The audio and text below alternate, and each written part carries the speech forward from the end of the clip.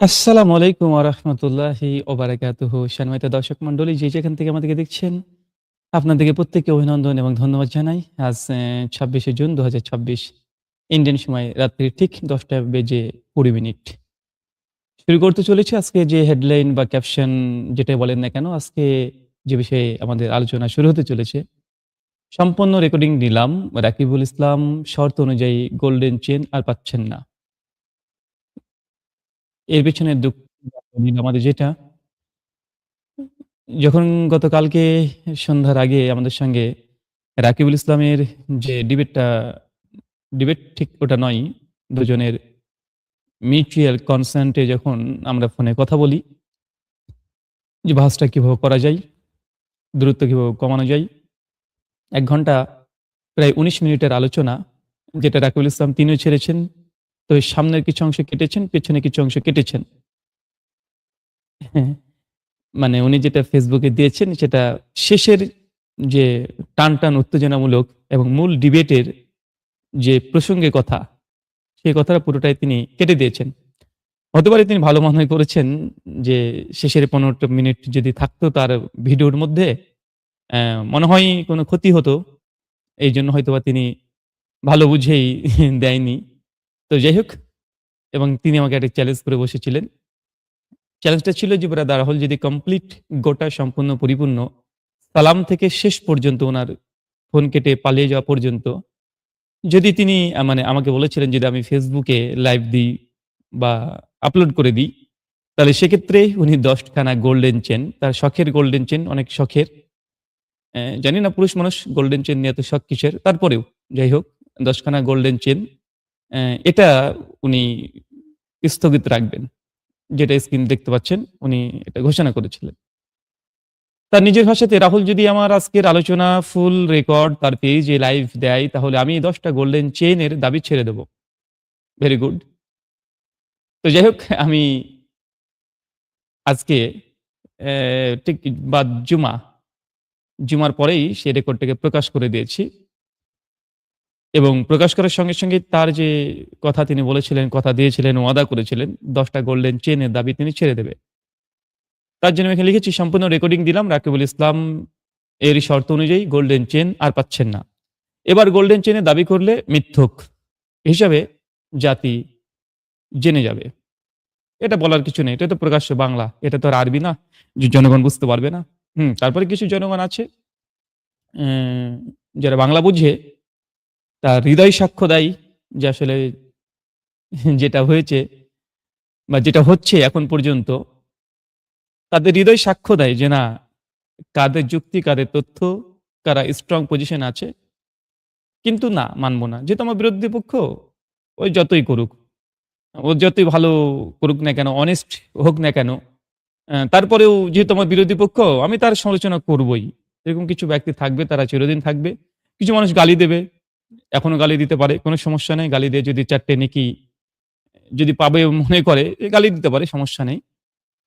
তো এক্ষেত্রে জনগণের কাছে আমাদের অনুরোধ যে আমাদের এই কনভারসেশন দীর্ঘ সম্ভাব্য ৮-১০ দিন হয়ে গেল। তাতে আপনারা বুঝে নিয়েছেন এবং আমাদের সম্পূর্ণ কল রেকর্ড আপনারা দেখে নিয়েছেন। যে call record A to Z ১ম থেকে শেষ পর্যন্ত আমি রাকিবুল ভাইয়ের মতো ১ম অংশ কেটে বাদ দেইনি, শেষের অংশটাও বাদ দেইনি। গোটাটাই আছে। ১ ঘন্টা পাক্কা ১৯ মিনিট। তার ভিডিও দেখবেন কাটছাঁট করা আছে। এবং শেষের অংশটা পুরোটাই তিনি বাদ দিয়ে দিয়েছে। কেন জানি না। শেষের অংশে দিলে কি হতো? ও আচ্ছা, শেষে আসলে তিনি ফোনটা কেটে পালিয়ে গিয়েছেন। আ হতে পারে এটা জনগণের কাছে তিনি জানাতে চাচ্ছিলেন না। আ এইজন্যই হয়তোবা তিনি ভেবেছেন যে না, তিনি তার ভিডিও থেকে তিনি কেটে দিবে। আচ্ছা, ওকে, ফাইনাল, সমস্যা নেই। যেটা ভালো মনে করেছেন, আলেম মানুষ তো এইসব বিষয় বেশি বুঝবে। আরবি ভালো বুঝতে পারে। মাখরাজ খুব সুন্দর। অ্যা সেক্ষেত্রে তিনি কাটছাঁট করলে হয়তো তার কোন সমস্যা নেই। এতে তার গুনাহ পাপ কিছু হবে না। নেকি হতে পারে মনে হয়। এইজন্য হয়তোবা কাটতে পারে। যাই হোক, আমি তার সমালোচনা করি না। আমি তাকে ভালোবাসি। আমি রাকিবুল ইসলাম ভাইকে খুব ভালোবাসি। উনি গালিগালাজ করছেন। কেন করছেন হয়তোবা আরবি বেশি ভালো জানে। ঐজন্যই প্রতিপক্ষকে গালিগালাজ করলে হয়তোবা নেকি-টেকি হতে পারে। এরকম কিছু একটা হতে পারে। তার জন্য এখনো অনবরত গালি চলছে। তো চলুন আমাদের মূল কথা যে আমি যখন ভিডিও A to Z যখন দিয়ে দিয়েছি, অন্ততপক্ষে তার এই শর্ত এখন আর টিকছে না গোল্ডেন চেনের। আর তিনি দাবি করতে পারবেন না। চাই এই ডিবেটটা হোক বা না হোক। আর আমাদের সেই ফোনের কনভারসেশন শুনে আপনারা অন্তত বুঝে নিয়েছেন আমি কমপক্ষে ২০ বারের উপরে রাকিবুল ভাইকে বিভিন্নভাবে বলেছি যে, "রাকিবুল ভাই বসেন, রাকিবুল ভাই বসেন। বসবেন কি? যদি আপনি চান এখনই লাইভে বসবো।" উনি আমার সঙ্গে ফোনেই ডিবেট শুরু করতে চেয়েছিলেন। যে সহিহ বুখারী কাযা ওয়া কাযা দিয়ে এটা কি বোঝাচ্ছেন, কি বোঝাচ্ছে? এটা অর্থ কি রে ব্রাদার হল? আপনি বলেন, আপনি বলেন। আমি বলেছি, "ভাইজান এটা তো ডিবেটের দিনে হবে। এখনই আমাদের ফোনে ব্যক্তিগত আলোচনা কেন হবে?" তো উনি তখন বললেন যে, "আপনি পারলে বলেন।" আমি বলছি যে, "সমস্যা কোথায়? যদি শুনতে চান তাহলে ডিবেটে চলে আসেন। এখনই লাইভে চলে আসেন।" ওনার মুখের উপরে বলেছি। একদম মুখের উপরে ঠিক মুখ বরাবর। একদম 90 ডিগ্রি ডাইরেক্ট। মানে এটাকে ডাইরেক্ট হিট বলে। মানে মিডল উইকেট। একদম মিডল উইকেটে বলেছি। সঙ্গে মুখের উপরে একদম যে, "রাকুল ভাই আপনি কি ডিবেট করতে যাচ্ছেন এখনই নাকি?" বলছে, "করলে সমস্যা কোথায়?" আমি বলছি, "তো লাইভে চলে আসেন। এই অডিও পার্সোনাল কল রেকর্ড করে তো লাভ নেই। যে ডিবেটে এত শখ তাহলে এই বিষয় নিয়ে যদি জানতে চান আমার মুওয়াক্কিফ কি আছে? কেন আমি বলছি সহিহ বুখারী ৪৯৭৭ নম্বর হাদিসে এ কথা নেই?" উনি যে দাবি করেছেন প্রমাণ করতে পারবেন না। অসম্ভব। লা রাইবা ফিহি। কোন সন্দেহ নেই। পারবেন না। এটা তো উনি তখন এই আলোচনা শুরু করতে চাচ্ছিলেন। আমি তখন বললাম, "তাহলে আমরা চলেন লাইভে যাই।" আমি তামিদ ভাইকে বললাম যে, "তামিদ ভাই আপনি এক কাজ করেন, আমাদের ফোন রেকর্ডটাকে কেটে দিয়ে আপনি এখনই লাইভে চলে আসেন। স্ট্রিমইয়ার্ড এ নতুন করে শুরু করেন। আর লাইভে ডিবেট করি। জনগণ দেখবে।" উনি বারবার বলছেন, "না ফোনে।" দেখেন জনগণকে সামনে কথা বলতে সমস্যা কোথায়? আর আমি যতবারই বলছি যে, "ভাইজান নেন তাহলে আমরা ডিবেটের একটা আয়োজন করেন।" উনি ঘুরে ফিরে গোল্ডেন চেইন। আর আমি একই কথা বলছি, "ভাই গোল্ডেন চেইনের শর্ত দিলে অবশ্যই আপনাকে তাকি উসমানি বা ৪ জন বারবার করে ঘোষণা করা হয়েছে সেই বিচারক লাগবে। কারণ বিচারক ছাড়া আমি গোল্ডেন চেইন কার হাতে দিয়ে দেব?" আচ্ছা দেখেন, উনি গোল্ডেন চেইন পেয়ে গেছেন ব্যাপারটা এমন তো না। আগে তো ডিবেট করে আমাকে হারাতে হবে তারপরে তো গোল্ডেন চেইন নেবে। তাই নয় কি? না আগে থেকে গোল্ডেন চেইন নিয়ে গলায় পরিয়ে দিতে হবে। মানে রাকিবুল ভাইয়ের মানে এমন একটা ভাব যে গলায় আগে পরিয়ে দেব ১০ খানা গোল্ডেন চেইন। অ্যা তারপরে হয়তোবা তিনি ডিবেটে বসবেন। মানে এরকম দাবি করতে হয়তো বিচারকের হাতে দিলেই উনি ভাবতেন বিচারক এবার ঠিকঠাক দিবে তো? না বিচারক এবার মেরে দিবে। সরি। মানে এরকম মনে হচ্ছিল তার আসলে কথা শুনে। যে তাকে বিচারকের হাতে যদি দিয়ে দিই তখন আবার টেনশনে থাকবে ডিবেটের সময়তে। বিচারক ১০ টা গোল্ডেন চেইন দেবে তো? না আসলে বিচারক আবার মেরে দিবে। তার চাইতে ভালো আমার গলায় পরিয়ে দাও। মানে এরকম একটা উনার একটা ভাব যে উনার গলায় হয়তো পরিয়ে দিলে তারপরে হয়তো তিনি বলতেন যে, "ঠিক আছে, এবার ঠিক আছে। এবার ঠিক আছে। এবার আমি ডিবেট করব।" তো বিষয়টাতে এমনটা নয়। গোল্ডেন চেইন তো তখন পাবে যখন বিতর্ক করে আমাকে হারাবে। আর আমি তো জানি আমি তো জানি যে পশ্চিম দিকে সূর্য উঠবে তো হাদিস দ্বারা প্রমাণিত, স্বাভাবিক।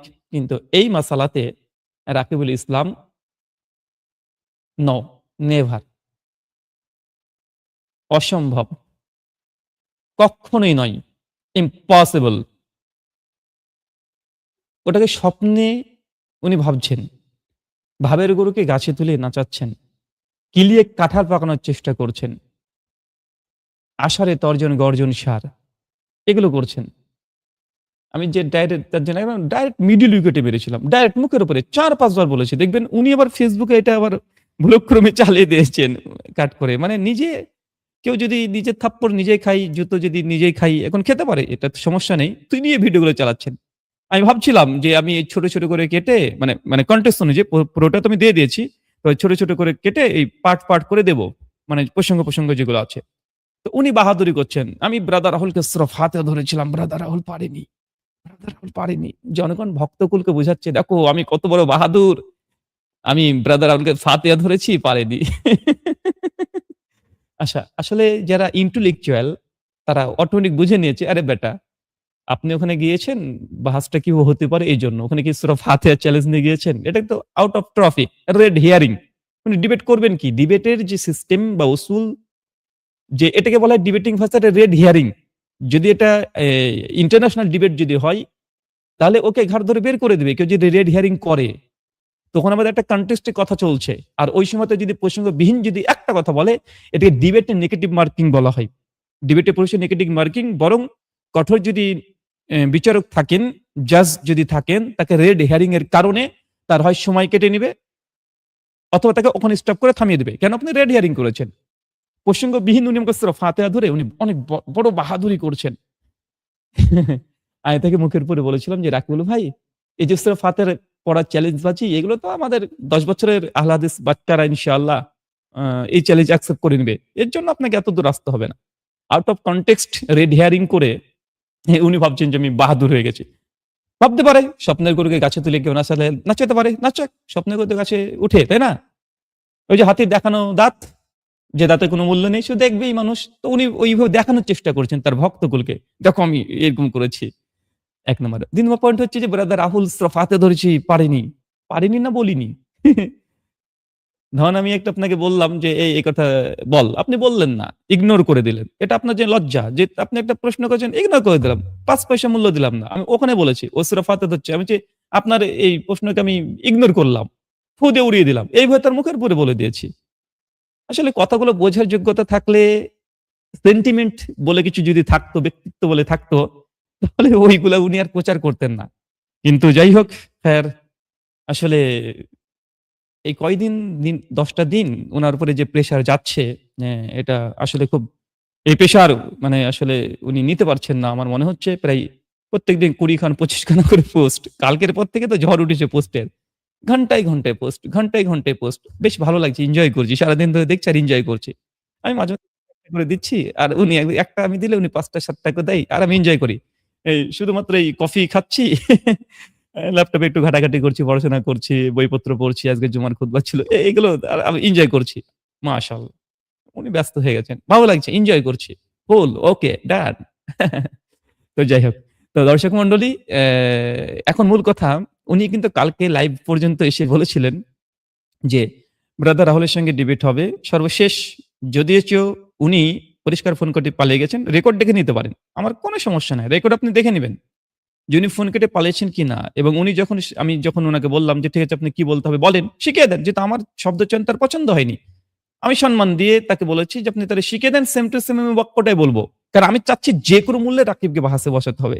ওর জন্য আমাকে যদি ক্ষমা চাইতে হয় ১ বার কেন ২০ বার তাও ক্ষমা চাইবো। কেন? এটা বাহাসের স্বার্থে, দিনের স্বার্থে। আর রাকিবুল ভাই আমার গুরুজন। আরবি ভালো জানেন, মাখরাজ ভালো জানেন। তো উনি একই কথা, গোল্ডেন চেইন। গোল্ডেন চেইন ছাড়া বসবে না। আমি বলছি, "সমস্যা নাই। গোল্ডেন চেইন নিতে হলে আপনাকে জাস্টিস তাকুসমানি বেচেরাও লাগবে।" তো যাই হোক, সর্বশেষ উনাকে বলতে বললাম যে, "বলেন আমাকে কি বলতে হবে?" কারণ আমি যখন বললাম আমার ভাষার শব্দচয়ন উনার পছন্দ হয়নি। ওকে ফাইনাল। কিন্তু আমি তো ডিবেটে বসাবোই। আমি তো যাকে ধরি তাকে ছাড়ার চেষ্টা করি না। তার দৌড় আমি দেখি কত দূর দৌড়তে পারে। এজন্য বলেছি যে, আসলে কাউকে তাড়তে হলে নিজেকে দৌড় প্র্যাকটিস করে আসবেন। আগে নিজের দৌড় প্র্যাকটিস না করে আসলে মাঝপথে এভাবে বোল্ড আউট হয়ে যাবে। আমি ওইজন্য বললাম, "বলেন যে আমাকে কিভাবে বলতে হবে?" কারণ আমি আপনাকে বাসে বসাবোই যেকোনোভাবে। পালানোর চেষ্টা করলে এটা খুব অন্যায় হবে। জনগণ বুঝে নিবে। ভক্তকুল বুঝে নিবে যে না, আসলে আমাদের হুজুর চলে যাওয়ার চেষ্টা করছে, বসতে চাচ্ছে না। অনর্থক কিছু গজামিল শর্ত দিচ্ছে। এটা ভক্তকুল বুঝবে। কিন্তু তারপরে উল্টো এসে কমেন্ট করবে শুধুমাত্র নিজের কনফিডেন্সকে হাই দেখানোর জন্য। দেখেছেন এই আসাদ নূরের সঙ্গে ডিবেট যখন হয়েছিল, মানে উনি দেখতে পাচ্ছেন যে না, উনার কাছে কোনো জবাব নেই। লাজবাব হয়ে গেছে। ইসলামের কাছে ও ধরাশায়ী হয়ে গেছে। তারপরে হাসছে। আমি বলেছিলাম যে অনেক মানুষ মানে মানে হেরে গিয়েও হাসতে পারে না। কিন্তু কিছু মানুষ এরকম কোয়ালিটি আছে যারা হেরে গিয়েও তারা হাসতে পারে। মানে এই যে হেরে গিয়েও হাসার যে কনফিডেন্স, এটা অসাধারণ। এদেরকে প্রত্যেককে একদম এদেরকে মানে প্রাইজ যদি সর্বোচ্চ দেওয়া যায়, এটা দেওয়া উচিত। মানে এর যে একটা অভিনয়, নিজের নাফস স্বীকার করছে যে না, আমাদের হুজুর এখানে ধরাশায়ী হয়ে গেছে অলরেডি। হুজুর এখানে পায়তারা করছে। বা এটাকে যদি বলা হয় প্রচলিত গোদা বাংলা ভাষায় যে ছ্যাদরামো করছে। কিন্তু তারপরেও হুজুরও বুঝতে পারছে যে না, আমি এখানে তো ফেঁসে গেছি। मैं तो फँस गया, फिर भी कॉन्फिडेंस लेकर ऐसी बात करूँगी, ऐसे लिखूँगी, ऐसी बात लिखूँगी। कैसे लिखूँगी? इस तरह। देखिए কেমন? এমন লিখবে। আচ্ছা চলো কি লিখছে আমরা দেখি এসে একটু। কি লিখছে দেখেন। রাহুল যতই পায়তারা করুক, বাহাস থেকে আর মাফ নেই। ১ তারিখ দেখা হবে বাইতুল মুকাররম। যখন মানুষ মানে কনফিডেন্স হাই লেভেল হয়ে যায়, কিন্তু ধরাশায়ী হয়ে যায়, তখন এই ধরনের ভাষাগুলো ব্যবহার করে। যেটা উনিও জানেন, উনার ভক্তগুলো জানেন, কিন্তু কমেন্টে এসে গালিগালাজ করবে। এটা যে কনফিডেন্স লেভেল আছে এদের। মানে তারপরে বলছি মেমোরি লোডার বলছে ১০ টা গোল্ডেন চেইন ছাড়া বাহাস করতে আমি বলছি। এই বেয়াদবির জন্য আগে মাপ না চাইলে অ্যা চাই নাই নাকি? মাপ চায় নাই। ও সরি, মাপ চায় নাই। তাই আর ক্ষমা নেই। ১ তারিখ বাহাস চূড়ান্ত ইনশাআল্লাহ। উনি যে ভিডিওতে বলেছেন ইনি মিথ্যা দাবি করছেন। ভিডিওর মধ্যেই আমি বলেছি বাহাসের শর্তে খাতিরে আপনি যা বলতে বলবেন তাই বলে দেব। আমি তো চাই আপনাকে যেকোনো মূল্যে বাহাসে বসতে। ওই ১ ঘন্টা ১৯ মিনিটের ভিডিওর মধ্যে দেখবেন কমপক্ষে ২০ বারের বেশি তাকে বলেছি যে, ভাই আপনি বাসে বসবেন কিনা, বসবেন কিনা, বসবেন কিনা?" শেষ পর্যন্ত উনি যে শর্ত দিয়েছেন সেই শর্তে তুমি সম্মতি দেওয়ার চেষ্টা করেছি। সেটাকে সম্মতি দিয়েছি। আমার ব্যক্তির কোনো গুরুত্ব নেই বলে আমি যাহ কোনো সমস্যা নেই, তাতেই বসবো। কিন্তু পালাতে দেব না। এর আগেও দেখেছেন আমাদের সঙ্গে যাদের ডিবেট হয়েছিল ওই যে আরেকটা হুজুর আলী হোসেন ওসামা কিভাবে কত মানে ছলচাতুরি করার চেষ্টা করেছিল। কিন্তু তাকে বসাতে বাধ্য করা হয়েছে। যেহেতু পালানোর চেষ্টা করলে পালানোর সুযোগ নেই। তো যাই হোক ১ তারিখে উনি গিয়ে এখনো বসে থাকবে। উনি বায়তুল মোকাররমে গিয়ে থাকতে পারে ওখানে বায়তুল মোকাররমে ভালো হাওয়া হতে পারে। ভালো আপনি ঘুরতে যাবেন। আরো ২-৪ জনকে নিয়ে সঙ্গে যাবেন, ঘুরতে যেতে পারেন। চলুন, রাহুল যদি বিন্দুমাত্র লজ্জা শরম থাকে তাহলে ১ তারিখে বাহাজ থেকে পালাবেন না। অবশ্যই আপনার যদি লজ্জা শরম থাকে তাহলে বায়তুল মোকাররমে গিয়ে একা, একা বসে থাকবেন না। দম থাকলে লাইভে এসে জনগণের সামনে আলোচনা করবেন। যদি নির্লজ্জ না হন, সহিহ বুখারী আল্লাহর নবীর হাদিস আছে।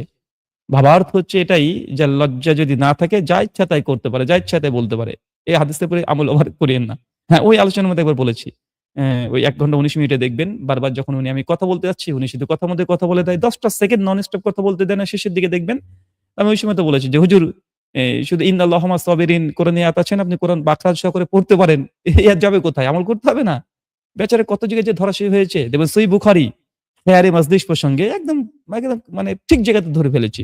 আহলে হাদিসের বাচ্চা তো মানে উনি একটা মাসলা দিয়ে শুরু করতে চেয়েছেন। যে একটা মাসলা যে এই যে কেউ যদি ইজাব করে আর ওই বৈঠকে কেউ যদি মানে ওর ইজাব নাকি 100% শতভাগ নাকি ক্রেতা বিক্রেতার মধ্যে যিনি ক্রেতা তাকে নাকি ওই যা বলবে ৳১০ দিয়ে গরু বিক্রি করতে যাচ্ছে ৳১০ যদি হয় নাকি ইজাব কবুল হয়ে গেল। আর সঙ্গে সে ধরেছে আহলে হাদিসের বাচ্চা তো। সে বলছে বুখারী হাদিসের বিরুদ্ধে যাচ্ছে। উনি বলছেন হাদিস নাম্বার বলেন, হাদিস কোথায় আছে? উনি ভাবছেন যে বলতে পারব না। আরে আহলে হাদিসের বাচ্চা তো ব্রেন আলহামদুলিল্লাহ। সঙ্গে, সঙ্গে বুখারী থেকে একদম রেফারেন্স দিয়ে তাকে দেখিয়ে দেওয়া হয়েছে। এবং এইখানে দেখবেন ২ বার ধরাশায়ী হয়েছে এবং বলতে বাধ্য হয়েছে। যখন এই বেচারা ধরা খেয়ে যায়, তখন গলাটা দেখবেন হালকা করে নিচু হয়ে যায়। কিন্তু কনফিডেন্স আবার বাড়িয়ে দিতে হয়। কেন? রেকর্ড চলছে। এই রেকর্ড জনগণকে দেখাতে হবে। কিন্তু বেচারা তারপরেও জনগণও বুঝতে পারছে যে এখানেও বেচারা ধরা খেল। সহিহ বুখারীর বিরুদ্ধে আবার একটা ফতোয়া জারি করে দিয়েছে। যাই হোক, এটা হানাফিয়া শাফি মাসালা খেয়ারে মাজলিস নিয়ে মতভেদ আছে। তো উনি যে মাসালা দিয়েছেন ওই বিষয়টাকে নিয়ে আমি সহিহ বুখারীতে খণ্ডন করেছি। একদম স্টিল নাও ওই ভিডিওর মধ্যেই খণ্ডন করে দিয়েছি। তার জন্য লজ্জা শরম যদি যার না থাকে আল্লাহ নবী বলেছে যা ইচ্ছে তাই বলতে পারে। দেখেন এগুলো বলছে এগুলো বলছে র‍্যান্ডম চলছে র‍্যান্ডম চলছে। মানে উনি বুঝতে পারছেন। কিন্তু কনফিডেন্স দেখাতে হবে। কনফিডেন্স না দেখালে এই ফিল্ডে টিকে থাকা যাবে না। জনগণকে বুঝতে দেওয়া যাবে না যে নিচে মানে জনগণকে বুঝতে দেওয়া যাবে না। তবুও। তো যাই হোক, এখন সর্বোপরি শেষ আপডেট আমাদের প্রিয়, সকলের প্রিয় অ্যা আল্লামা টাইটেল যাই হোক আমি তাকে আল্লামাই বলি, সমস্যা কোথায়? আল্লামা রাকিবুল ইসলাম সাহেব উনি কালকে ভিডিওতে শেষ আপডেটে বলেছেন যে ব্রাদার রাহুলের সঙ্গে ডিবেট হবে।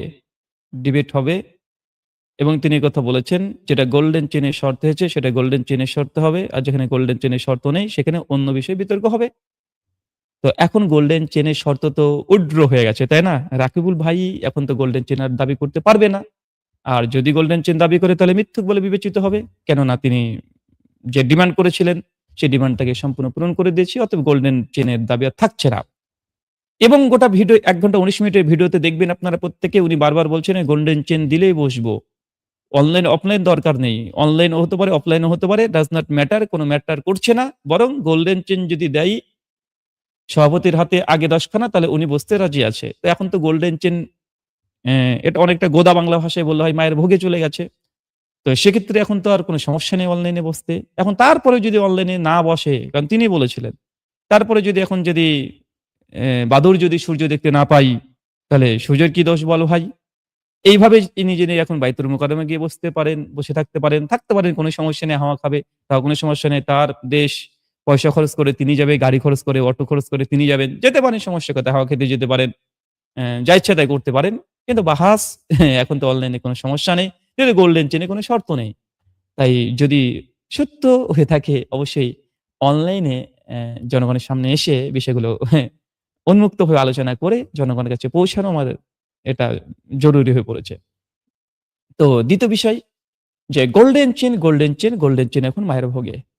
গোল্ডেন চেইন আর এটা একটা পয়েন্ট মনে রাখবেন যে ব্রাদার রাহুল গোল্ডেন চেইনের অফার করেছে।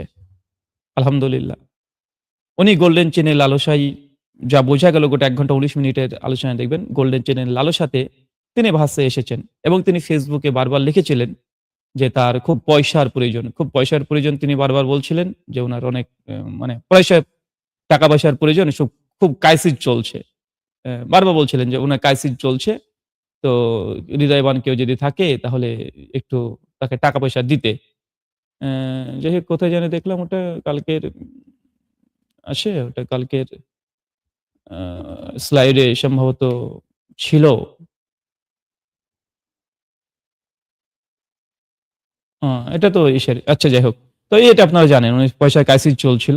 ঐজন্য তিনি গোল্ডেন চেনের লালসাতে তিনি এসেছেন। আচ্ছা যাই হোক উনার যা ইচ্ছা নিতে পারেন সমস্যা নাই। এসেছেন বেশ করেছেন, ভালো করেছেন। আমিও সম্মতি দিয়েছি। কিন্তু এখন এই গোল্ডেন চেন ১০ খানা যে গোল্ডেন চেন বেচারা এই গোল্ডেন চেনটাকে হারিয়ে ফেলল। একে বলা হয় মানে গোদা বাংলা ভাষায় প্রচলিত একটা সাহিত্যের ঢং যে অতি চালাকের গলায় দড়ি। তো এক্ষেত্রে এটা আপনি বলতে পারেন অতি চালাকের গলায় দড়ি।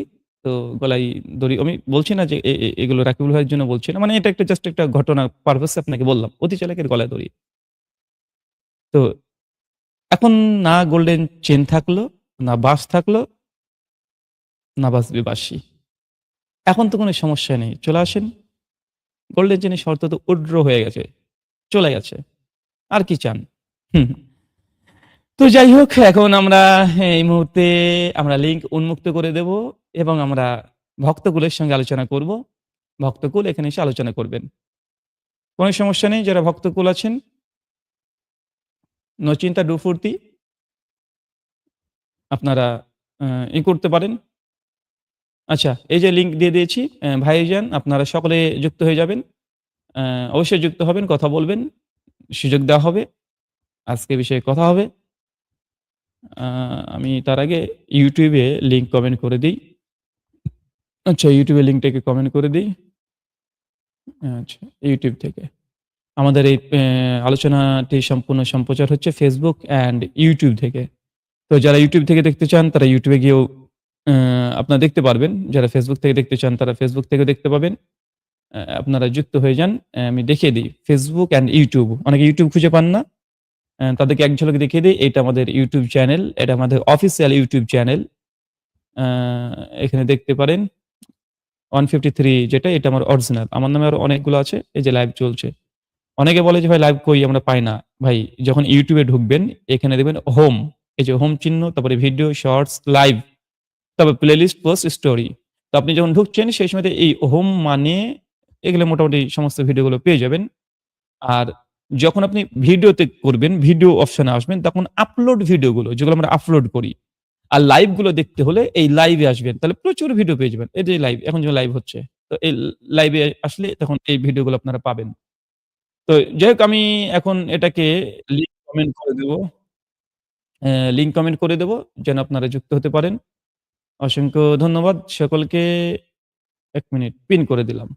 আচ্ছা যারা এখানে আমাদের সঙ্গে আসতে চান অ্যা ইসমাইল ভাই বলে একজন আছে। ভাইজান আমি একটু সময় চাচ্ছি আমি জাস্ট লিঙ্ক গুলো পাবলিশ করে দিই, হ্যাঁ? Facebook এবং YouTube এ পাবলিশ করে দিই, পিন করে দেই। যেন আমাদের জনগণের যুক্ত হতে সুবিধা হয়। এই আরকি। ডেসক্রিপশনে Facebook ডেসক্রিপশনে অ্যান্ড কমেন্টে আমি লিঙ্ক দিয়ে দিলাম। এক্ষেত্রে আপনাদের করণীয় জাস্ট অ্যা আচ্ছা ইসমাইল ভাই ১ম এ এসেছেন। ইসমাইল ভাই আসসালামু আলাইকুম ওয়া রাহমাতুল্লাহ। ওয়ালাইকুম আসসালাম ওয়া রাহমাতুল্লাহি ওয়া বারাকাতুহু। ভালো আছেন ভাইজান? ভাইজান ভাই জি, একদম ঠিকঠাক আলহামদুলিল্লাহ ভাইজান। আপনি কেমন আছেন? আলহামদুলিল্লাহ। আমি ইন্ডিয়া থেকে বলছি। আমি এখন ভারতের চেন্নাই আছি। ভারতের চেন্নাই মাশাআল্লাহ মানে সাউথ এ। হ্যাঁ, জি, জি, জি। ভাই বলছি ভাই আমাদের যে আপনাদের কনভারসেশন হ্যাঁ, হ্যাঁ, চলছে জি। যেগুলো হচ্ছে আপনি কি এটার সঙ্গে সম্পৃক্ত বা যুক্ত আছেন বা দেখছেন, ওয়াচ করছেন সবসময় জি, কন্টিনিউয়াসলি না মাঝে মধ্যে? জি, জি, জি। আমি প্রতিদিনই দেখি আপনাদের ভিডিওগুলো। আর আমি দেখছি প্রত্যেকটা ভিডিও মিস করি না। তো আমি যা দেখলাম রেকর্ডিং এ, উনি তো শুধু golden chain, golden chain, golden chain. আর কোন কথাই তো আমি দেখতে পেলাম না। ওনাকে যখন কিন্তু বলা ভাই হচ্ছে উনি ইজাব ভাই কবুল, এখন ইজাব এখন কবুল এখন নিয়ে এখন এটা কি হবে? এই যে গোল্ডেন চেইন যে মায়ের ভোগে চলে গেল এখন কি হবে বলেন তো? সেটাই তো আমি উনি ভিডিওটা হয়তো আমি দেখেন, পুরো উনি বলার পেছনে কারণ থাকতে পারে। হয়তোবা তিনি গোল্ডেন চেইন অফারটা উনি ভেবে নিয়েছেন যে গোল্ডেন চেইন হয়তো তিনি পেয়ে যাবেন। মানে গোল্ডেন চেইন অফার করেছে, উনি ভাবছেন যে জিতে গেছে। যে স্বপ্ন দেখছে যে এই গোল্ডেন চেইন নিয়ে কাকে গিফট করেছে, প্রিয় মানুষকে গিফট করেছে, বা কথা দিয়ে দিয়েছে ২-৪ জনকে যে তোমাকে একটা গোল্ডেন চেইন দেব। মানে এরকম হতে পারে প্রিয় মানুষকে। হয়তো এই ভাবের গরুকে গাছে তুলে নাচিয়েছে। কিন্তু যখন দেখছে ডিবেট হবে গোল্ডেন চেইনটা পাচ্ছে না, একটু স্বাভাবিক। এক্ষেত্রে একটু কষ্ট হওয়া স্বাভাবিক বা শর্ত দেওয়াটা স্বাভাবিক, অস্বাভাবিক কিছু নয়। তো কিন্তু শেষে এসে নিজের গর্তে নিজে পা দিয়ে গোল্ডেন চেইনটাও বেচারা হারিয়ে ফেলল। অন্ততপক্ষে উনি আচ্ছা, যদি ডিবেটে আসতো কি এটা আমি বলেছিলাম আ উনাদের প্রতিনিধি যিনি যে, "ভাইজান গোল্ডেন চেইন যখন ডিবেট আমাকে হারাবে তারপরে তো নেবে? নাকি আগেই নিয়ে বসে থাকবে? না গলায় পরিয়ে দিতে হবে?" তো এক কাজ করুন, গোল্ডেন চেইন নেবে এটা তো প্রকাশ্যে সকলেই জানে। আমি ঘোষণা করেছি যে আমাকে হারিয়ে দিতে বললে গোল্ডেন চেইন পাবে। তো ঠিক আছে, এখন ডিবেটটা হোক, আমাকে হারাক, যদি আমি গোল্ডেন চেইন না দিই, অনলাইন হোক আর অফলাইন হোক, যদি না দিই, জনগণ জানবে ব্রাদার ও মিথ্যা কথা বলল, মিথ্যাবাদী। লাখ মানুষ দেখবে, লাখ মানুষের সামনে আমাকে মিথ্যাবাদী প্রমাণ করাটা, এটা কি বেশি মানে তার কাছে সঠিক ছিল? না গোল্ডেন চেইনের পেছনে লালসাই বুঝি না। আমি এটাও বলেছিলাম, "আরে ভাই আগে হারাবেন তো। গাছে কাঁঠাল গোঁফে তেল দিয়ে তো লাভ নেই।" তো যাই হোক, মানে আপনি ধরেন আপনার ছেলেকে বললেন যে, "এই তুই এবার মাধ্যমিক পরীক্ষা পাস করলে তোকে কিন্তু আমি একটা সাইকেল কিনে দেবো। তোকে একটা মোবাইল দেবো কিন্তু।" তখন ব্যাটা আপনাকে বলছে, "আগে মোবাইল কিনে আসো, দেখি তারপরে এগুলা পাস করব, তারপরে পড়াশোনা করব। আগে কিনে আনো।" তো বলেন তো ওই বাচ্চা যদি এরকম জেদ করে, তাহলে আপনি কি করবেন? ছেলেটাকে চুম্মা দেবেন না থাপ্পড় দেবেন? থাপ্পড়ই দেব। কারণ কেন কাজ থাপ্পড় দেবেন করার ভাই? পর তো ফল পাবেন। হ্যাঁ, কিন্তু যাই হোক আমাদের ওই মুফতি সাহেব না, উনি না, হয়তো অনেক বেশি না, বেশি না, জ্ঞানী। আমি যেহেতু আরবি জানে আজকে তো, অনেকে আরবি জি, জানে, জি, জি। অনেকে আমি আরবি একটা জিনিস দেখছিলাম। না, না, জি, জি, আমি একটা জিনিস দেখছিলাম যে উনি মুফতি মানুষ, উনার যে মানে বক্তব্য পুরো এগুলোই শুনলাম। উনি বলছেন ইজাব কবুল নিয়ে যে একটা হাদিস আপনি বললেন না যে সহিহ বুখারীর মধ্যে একটা হাদিস আছে যেখানে যতক্ষণ না শর্তটা ফিক্স হয়ে যাচ্ছে আমি মেনে নিচ্ছি এবং এই মানে পজিশন থেকে সরে গিয়ে আবার যখন আমি ঠিক করব তখন হয়তো আমার নতুন করে একটা শর্ত দেওয়া হবে। যতক্ষণ না আমি এটা কমপ্লিট করছি ততক্ষণ ঠিকই আছে। উনি পড়ছেন। সেটা তো আমাদের পক্ষেই চলে আসছে। উনি পড়ছেন নিজের মুখে। নিজেই বলছেন যে, "যতক্ষণ না শর্ত ঠিক হচ্ছে, ততক্ষণ আমি যত খুশি শর্ত দিতে পারি। অসুবিধা নেই।" যখন আপনি বলছেন, "না, আপনি এটা বলছেন।" "না, না, না, না, আমি এটা বলিনি, এটা বলিনি।"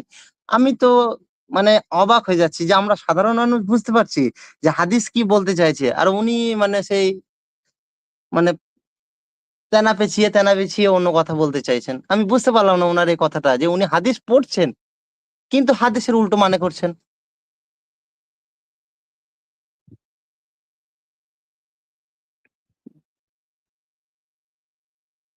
ভাইজান,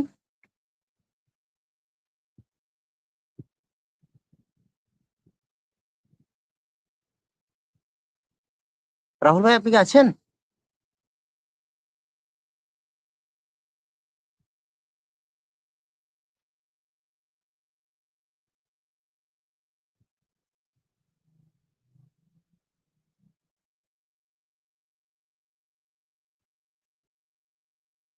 ভাইজান, আসসালামু আলাইকুম ওয়া রাহমাতুল্লাহ। হ্যালো, শোনা যাচ্ছে আমাকে? হ্যাঁ, ভাই শুনতে পাচ্ছি। আমাকে শুনতে পাচ্ছেন এখন? হ্যাঁ, পাচ্ছি। এতক্ষণ কেটে গেছিলেন। আপনি চলে গেছিলেন। ছিলেন না মনে হয়। আসলে কেটে গিয়েছিলাম বলতে মানে ক্যামেরার অপশনটা ব্লক হয়ে গেছিল। হঠাৎ করে জি, গ্যালিস জি। চলে এসেছিল স্ট্রিমে। মানে কোন প্রবলেম ছিল স্ট্রিমে হয়তোবা এইজন্য। অ্যা জি, জি, তো আমি যাই ওটাই হোক মানে দেখছিলাম। ওই যে মাসালা, ওই উনি মাসালা খেয়ারি মাজলিস। আসলে খেয়ারি মাজলিস সম্পর্কে তিনি যা বুঝলাম যে কালকের আলোচনাতে যে খেয়ারি মাজলিসের আলোচনা সম্পর্কে উনার ধারণা বা জ্ঞান ছিল না। কালকে হঠাৎ করে হাদিসটা দিয়েছি, তিনি অন্য মাসালা না জানার কারণে একটা ভুলভাল বলে দিয়েছে। ওটাই দেখছি। সে উনি পড়ছেন। ওই হাদিসটাই পড়ছেন। হাদিসে পড়ে উল্টো মানে করছেন। যখন আপনি বলছেন, আপনি এটাই বললেন। না, না, না, আমি এটা বলিনি। আমি আমি ওই তো আলোচনাটা মানে ওখানে হাসছিলাম। এড়িয়ে যেতে চাচ্ছিলাম এইজন্য ফালতু ওই মাসআলাতে যদি আমি যাই, তাহলে আমার ওই যে মূল যে ইস্যু ডিবেট, কারণ আমার গোটা আলোচনাতে দেখবেন কমপক্ষে ২০ বারের উপরে বলেছি যে বাহাসে বসবেন কিনা। উনি যখন বললেন যে, জি, জি, জি। ব্রাদার আপনি নিজেই উল্টোপাল্টা শর্ত দিয়ে বাহাসে বসতে চাচ্ছেন না। আমি সঙ্গে মুখের উপরে একদম মিডল উইকেটে জি, জি, বলেছি। আমি আপনি পুরোটাই এখনই লাইভে শুনেছি, আসেন। পুরোটাই শুনেছি। আমি আমি পুরোটাই পরিষ্কার বলছি শুনেছি। এখনই লাইভে আসেন। এখনই উনি লাইভে খালি আসেন। আমি বলছেন বললাম কামিদুল গোল্ডেন চেন। মওলাকে আর উনি মানে মডারেটর ঠিক করছেন সাইফুর সাগরকে, উনি এই বিষয়ে কিছু বোঝেনই না, তো উনি কি ফয়সালা দেবেন?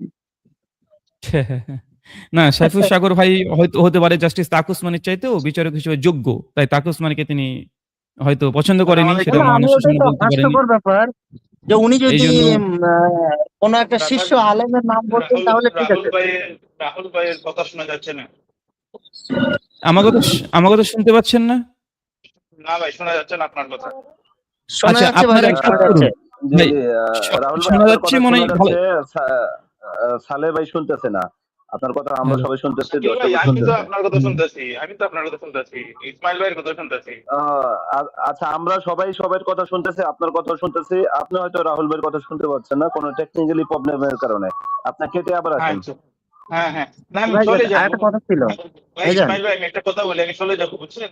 রাহুল ভাই, গতকাল ওনাদের লাইভে আমি যুক্ত হয়েছিলাম, একজন মুসলিম মানুষ ভাই আমাকে গাইল দিতেছে, বেয়াদবের বাচ্চা। হ্যাঁ, তাকিব ভাই দেখতেছে, আমি তাকিব ভাইকে বললাম, ভাই এই হলে আপনাদের মুক্তি, হানাফিদের মুক্তি, মানে গালি গালি করে আমাকে দুই কথা কথা বলতেই দেয় নাই, আমাকে কিক মেরে বের করে দিয়ে দিচ্ছে। আচ্ছা, আচ্ছা, আচ্ছা। আসলে একটা এদের প্রবলেম ভাষা হয়েছে। ভাই, আমি ওনাকে বলেছি, আপনাদের মুক্তিদের ভাষা যদি এই হয়, তো সাধারণ মানুষরা কি বলবে? আচ্ছা শোনেন, আমাকে আমি কথায় কথায় বলতেছে সালেহ আহমেদ ভাইকে বলি। বেয়াদবের বাচ্চা। সালেহ তাকিব ভাই ভাই শুনতে ভাই পাচ্ছেন আসছে। কিনা? শুনেন, উনারা যত গালি দিবেন আরো গালি দিক। ঠিক আছে? যত গালি দিবে এটা আমাদের জন্য প্লাস পয়েন্ট ইনশাআল্লাহ। সবর করবেন, ধৈর্য ধারণ করবেন। ইনশাআল্লাহ এখান থেকে মানে জনগণ জানবে যে আমরা এটাই চাচ্ছি যে উনি বেশি, বেশি গালি দিক। আর যদি মনে করেন না গালি দিলে দুটো নাকি উনার বেশি হবে, সেভাবে সে গালি দিতে পারে আর দুটো জায়গায় ২০ খানা দিতে পারে। তো এটা নিয়ে টেনশন করবেন না। উনি গালি দিক। এবং জনগণ তো এগুলো রেকর্ড দেখছে, তাই না? কিছু তো আর গোপন না। তো সেক্ষেত্রে গালি দেওয়াটা এটা মাইনাস পয়েন্টে নেবেন না। দাওয়াতি ময়দানে আপনাকে গালি খেতে হবে। বা আপনাকে বিভিন্ন রকমের অভিযোগে অ্যাটাক করবে। এগুলো যতক্ষণ পর্যন্ত সহ্য করা, সবর করার মতো ক্ষমতা ক্যাপাবিলিটি থাকবে না, তত মতো এই ফিল্ডে আপনি কাজ করতে পারবেন না। মানে চামড়াটাকে খুব মোটা করে নিতে হবে। মানে প্রতিপক্ষের যে গালিগালাজ এগুলো রোজগার ডাল ভাত মনে করতে হবে। আমরা দীর্ঘ ১৩ বছর মোটামুটি আমার তো এই লাইনে আসা হয়ে গেল। অ্যাক্টিভলি মোটামুটি ১১ বছর।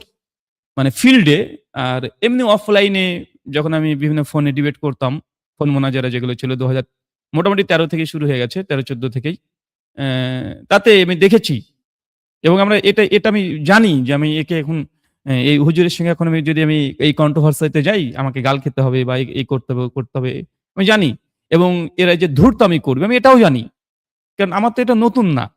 আমি যতগুলো ডিবেট করেছি একাডেমিক ওয়েতে সরাসরি ফেস টু ফেস, এটা গোটা বাংলাভাষী কে করেছে গুণে দেখাতে পারবে না যে কে করেছে ডিবেট। হ্যাঁ, আলেমদের মধ্যে দেখেন এই বড় বড় বাতলিং, এই বাহাসের চ্যালেঞ্জ, মুনাজারের চ্যালেঞ্জ, আলাউদ্দিন জিহাদি চ্যালেঞ্জ দিচ্ছে রেজাল করুন আবরাকে, রেজাল করুন আবরা পাল্টা চ্যালেঞ্জ দিচ্ছে এনায়েতুল আব্বাসীকে, এনায়েতুল আব্বাসী পাল্টা চ্যালেঞ্জ দিচ্ছে একে। কিন্তু যখন বাহাসের ব্যাপারে যখন দুই পক্ষ বসতে চাই, দেখবেন কিছু না কিছু উল্টাপাল্টা শর্ত ঢুকিয়ে বাহাসে বানচাল করার চেষ্টা করে। আজ পর্যন্ত বাংলাদেশে বাহাস হয়েছে ফেস টু ফেস একাডেমিক ওয়েতে? একটা হয়েছে, দেখাতে পারবেন? যেটা হয়েছে সেটা আহলে হাদিসদের সঙ্গে, ওই হায়াতুন নবী ফিল কুবুর এই মাসালার উপরে। সে কি হয়েছে, ভালো মন্দ কি হয়েছে সেটা পরে বিষয়। কিন্তু এই গ্রুপদেরকে, আমাদের প্রতিপক্ষ যারা আছে, এদেরকে বাহাসে বসানো খুব টাফ। দেখেন আপনি কোন গ্রুপ এরা ফেস টু ফেস একাডেমিক ওয়েতে ডিবেট করেনি। এরা করেনি, একটাও করেনি। আমার প্রতি অভিযোগ করছে যে আপনি তো শুধুমাত্র অনলাইনে ডিবেট করেন, অফলাইনে করার যোগ্যতা আপনার নেই, হিম্মত নেই, ক্ষমতা নেই, পাওয়ার নেই। তো ভাই আমি অফলাইনেও করেছি ডিবেট। কলকাতাতে ২০২০ সালের ৮ই অক্টোবর খ্রিস্টান পাদ্রীর সঙ্গে ডিবেট হয়েছে। এখন যে খ্রিস্টানদের সঙ্গে হয়েছে। একবার বসিয়ে দেখিও তোমাদের হুজুরদেরকে খ্রিস্টানদের সামনে ডিবেটে। একবার বসিয়ে দেখিও। ফেস টু ফেস তাদের সঙ্গে হয়েছে। হিন্দুর সঙ্গে আমার জীবনে ফার্স্ট যে ডিবেট, ওটা কি অনলাইন নয়। একদম একাডেমিক ডাক্তার জাকির নায়েক যেইভাবে স্টেডিয়াম করে ইনডোর প্রোগ্রাম সেম ওইভাবে হয়েছে। সেম ওইভাবে হয়েছে। ওটা কি অনলাইন নয়, একবার একদম ভাই একাডেমিক ডাক্তার জাকির নায়েক যেভাবে স্টেডিয়াম। আমাদের জি এম মাহমুদ ভাইয়ের সম্ভবত ইউটিউব থেকে চলছে, যে কোনো একটা বন্ধ করতে হবে। তো আমার ফেস টু ফেস ডিবেট হিন্দুদের সঙ্গে হয়েছে, দুটো খ্রিস্টানের সঙ্গে হয়েছে, খ্রিস্টানের সঙ্গে আরো বেশ কয়েকটা হয়েছে, অনলাইনও হয়েছে, সবকিছু হয়েছে। সব ফিল্ডে আমার বিচরণ আছে। কিন্তু আমি বলবো যে আপনাদের কোন ফিল্ডে বিচরণ আছে, কোন ফিল্ডে? আর যদি বলেন যে খ্রিস্টান হিন্দুর সঙ্গে করেছে, করে দেখাও, একটা করে দেখাও। এই যে অ্যাথিস্ট নাস্তিকরা আছে প্রতিদিন নবীকে নিয়ে উল্টাপাল্টা কথা বলছে, চ্যালেঞ্জ করছে। ডিবেটে বসে যাও, বসেন না কেন? সমস্যা কোথায়? আর এই অনলাইন অফলাইন, আরে ভাই অনলাইন তো ভালো ওয়ে। আপনি নিজের বাড়িতে থাকবেন, আমরা বাড়িতে থাকবো, সুন্দর করে জনগণের কাছে পরিষ্কার হয়ে গেলে তো মিটে গেল। হ্যাঁ, অফলাইনে একটা কি হয়? মারামারি হয়। জনবল যদি বেশি হয় তাহলে গিয়ে মারপিট করতে পারবে। প্রতিপক্ষকে পরাস্ত করে দিতে পারবে। কেন? আমি গিয়েছিলাম অফলাইনে ২০০০ সম্ভাব্য ১৯ করোনার আগের বছর যশোরে লেবুতলা যেখানে আলাদাদের একটা প্রোগ্রাম ছিল। তো ওইখানে প্রোগ্রাম করতে দেবে না, দেওবন্দিরা ছিল ওখানে। তারা প্রতিবাদ করে উঠেছিল। শেখ মুজাফফর বিন মোহাসেন হাফিজাহুল্লাহ ছিলেন, আমি ছিলাম। তো প্রতিবাদ করে উঠলো। তারা ঘোষণা করলো যে এখানে বাহাস করতে হবে। সরি, আমি ছিলাম না, প্রোগ্রামে ছিলাম না মাহফিলের। শেখ মুজাফফর বিন মোহাসেন ছিল। তো বাহাস করতে হবে। বাহাস না করলে প্রোগ্রাম করতে দেবে না। তখনকার দেওবন্দি ওলামাদের দাবি করেছিল। ওকে, কমিটি তখন যোগাযোগ করেছে শেখ মুজাফফর বিন মোহাসেনকে যে এই ব্যাপার, আমাদেরকে তো ডিবেট বাহাসে বসাতে হবে, নচেত পারমিশন দিচ্ছে না কোনোভাবে। তো কোথায় হবে? পঞ্চায়েত চেয়ারম্যান নাকি আছে, ওনার যে অফিস আছে সেই অফিসে। তো যাই হোক, আমি প্রোগ্রামে ছিলাম সেই সময়তে। শেখ মুজাফফর বিন হোসেন হাফিজাহুল্লাহ তিনি ফোন করলেন, কোথায় আছে? অমুক জায়গাতে আছি, রাজশাহীতে আছি। তো বললাম তোমাকে কালকে সকালে চলে আসতে হবে। আমি রাজশাহীতে আছি, রাত 2টো বাজে, সকাল 8টার মধ্যে পৌঁছাতে হবে, এটা পসিবল হচ্ছে না। আমি তারপরে সমস্যা নেই, প্রোগ্রাম সেরে আমি গাড়িটা ছেড়ে দিচ্ছি, পৌঁছে যাবো ইনশাআল্লাহ। তো গিয়েছিলাম ফেস টু ফেস, কিন্তু ওখানে গিয়ে একই অবস্থা।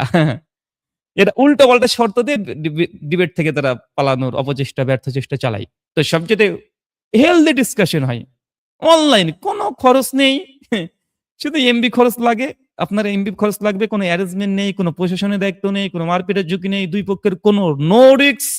যদি কেউ চায় যে না আমরা আসলে অ্যাকচুয়াল আমরা আলোচনা করতে চাই, তাহলে সোশ্যাল মিডিয়া অনলাইনের চাইতে বেটার অপশন আপাতত 2026 পর্যন্ত কিছু দেখা যায় না।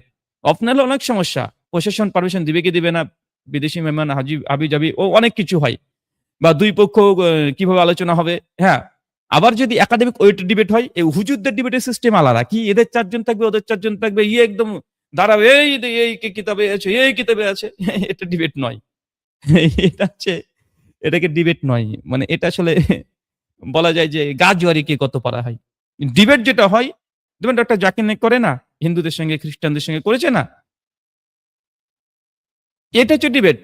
তুমি জি ফার্স্ট জি তোমার প্রেজেন্টেশন 15 মিনিট তুমি রাখো, তারপরে 15 মিনিট তোমার প্রতিপক্ষ রাখবে প্রেজেন্টেশন, তারপর রিভার্টাল সেশন, পরপর 2-3টে, তারপরে ক্রসফায়ার হবে। ক্রসফায়ার বলতে পারো গুলি টুলি ভাবেন না, মানে 1 বাই 1 একটা আলোচনা। জনগণ হাতে ছেড়ে দেন, জনগণ ঠিক বুঝে নিবে। এটা ইন্টেলেকচুয়াল। এইভাবে তো ডিবেট মানে ফেস টু এরা ফেস না হলে করতে বোঝাই জানে না যায় না। করবে। এরা চিৎকার চেঁচামেচি করবে। তো ভাই, যদি কোনো মানুষ সত্যি ডিবেট করতে চাই, সোশ্যাল মিডিয়া বেস্ট।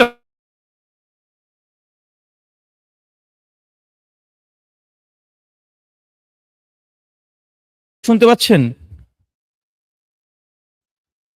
হ্যালো? জি, শোনা যাচ্ছে রাহুল ভাই। জি জি হ্যাঁ, জি, শোনা যাচ্ছে শোনা কথা যাচ্ছে শোনা ক্লিয়ার। যাচ্ছে। আজকে নেটওয়ার্ক খুব প্রবলেম আছে আমার এখানে। আচ্ছা, যাই হোক, সমস্যা নাই। ইসমাইল ভাই, আপনার কথা আমরা শুনলাম। আমরা একটার পর একটা নিচ্ছি, আর শাকিল ভাই তো সঙ্গে থাকবেই।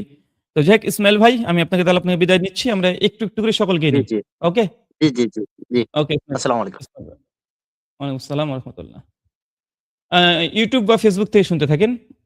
আচ্ছা, আমি খুব বেশি সময় নেব না। সকলকে 2 মিনিট, জাস্ট 2 মিনিট করে সময় দেব। ওকে? আসফাদ ভাই, আসসালামু আলাইকুম। ওয়ালাইকুম আসসালাম রাহমাতুল্লাহ। বলেন। ভাই কেমন আছেন? কোথা থেকে বলছেন? যে ইন্ডিয়া হুগলি থেকে। ইন্ডিয়া হুগলি, মানে আমাদের ফুরফুরার পাশাপাশি নাকি? হ্যাঁ, জি জি জি। জি বলুন, আমাদের এই যে কনভারসেশন চলছে তাতে আপনি কি একজন দর্শক হিসেবে বলবেন? আসলে বিতর্ক থেকে কে জি চলে যেতে ভাই, সে তো মানে চেষ্টা করছে? সে সে তো পাগলামি করেছে রীতিমতো, যেটা দেখছি আর কি। আর রাকিব ভাই আমাদের।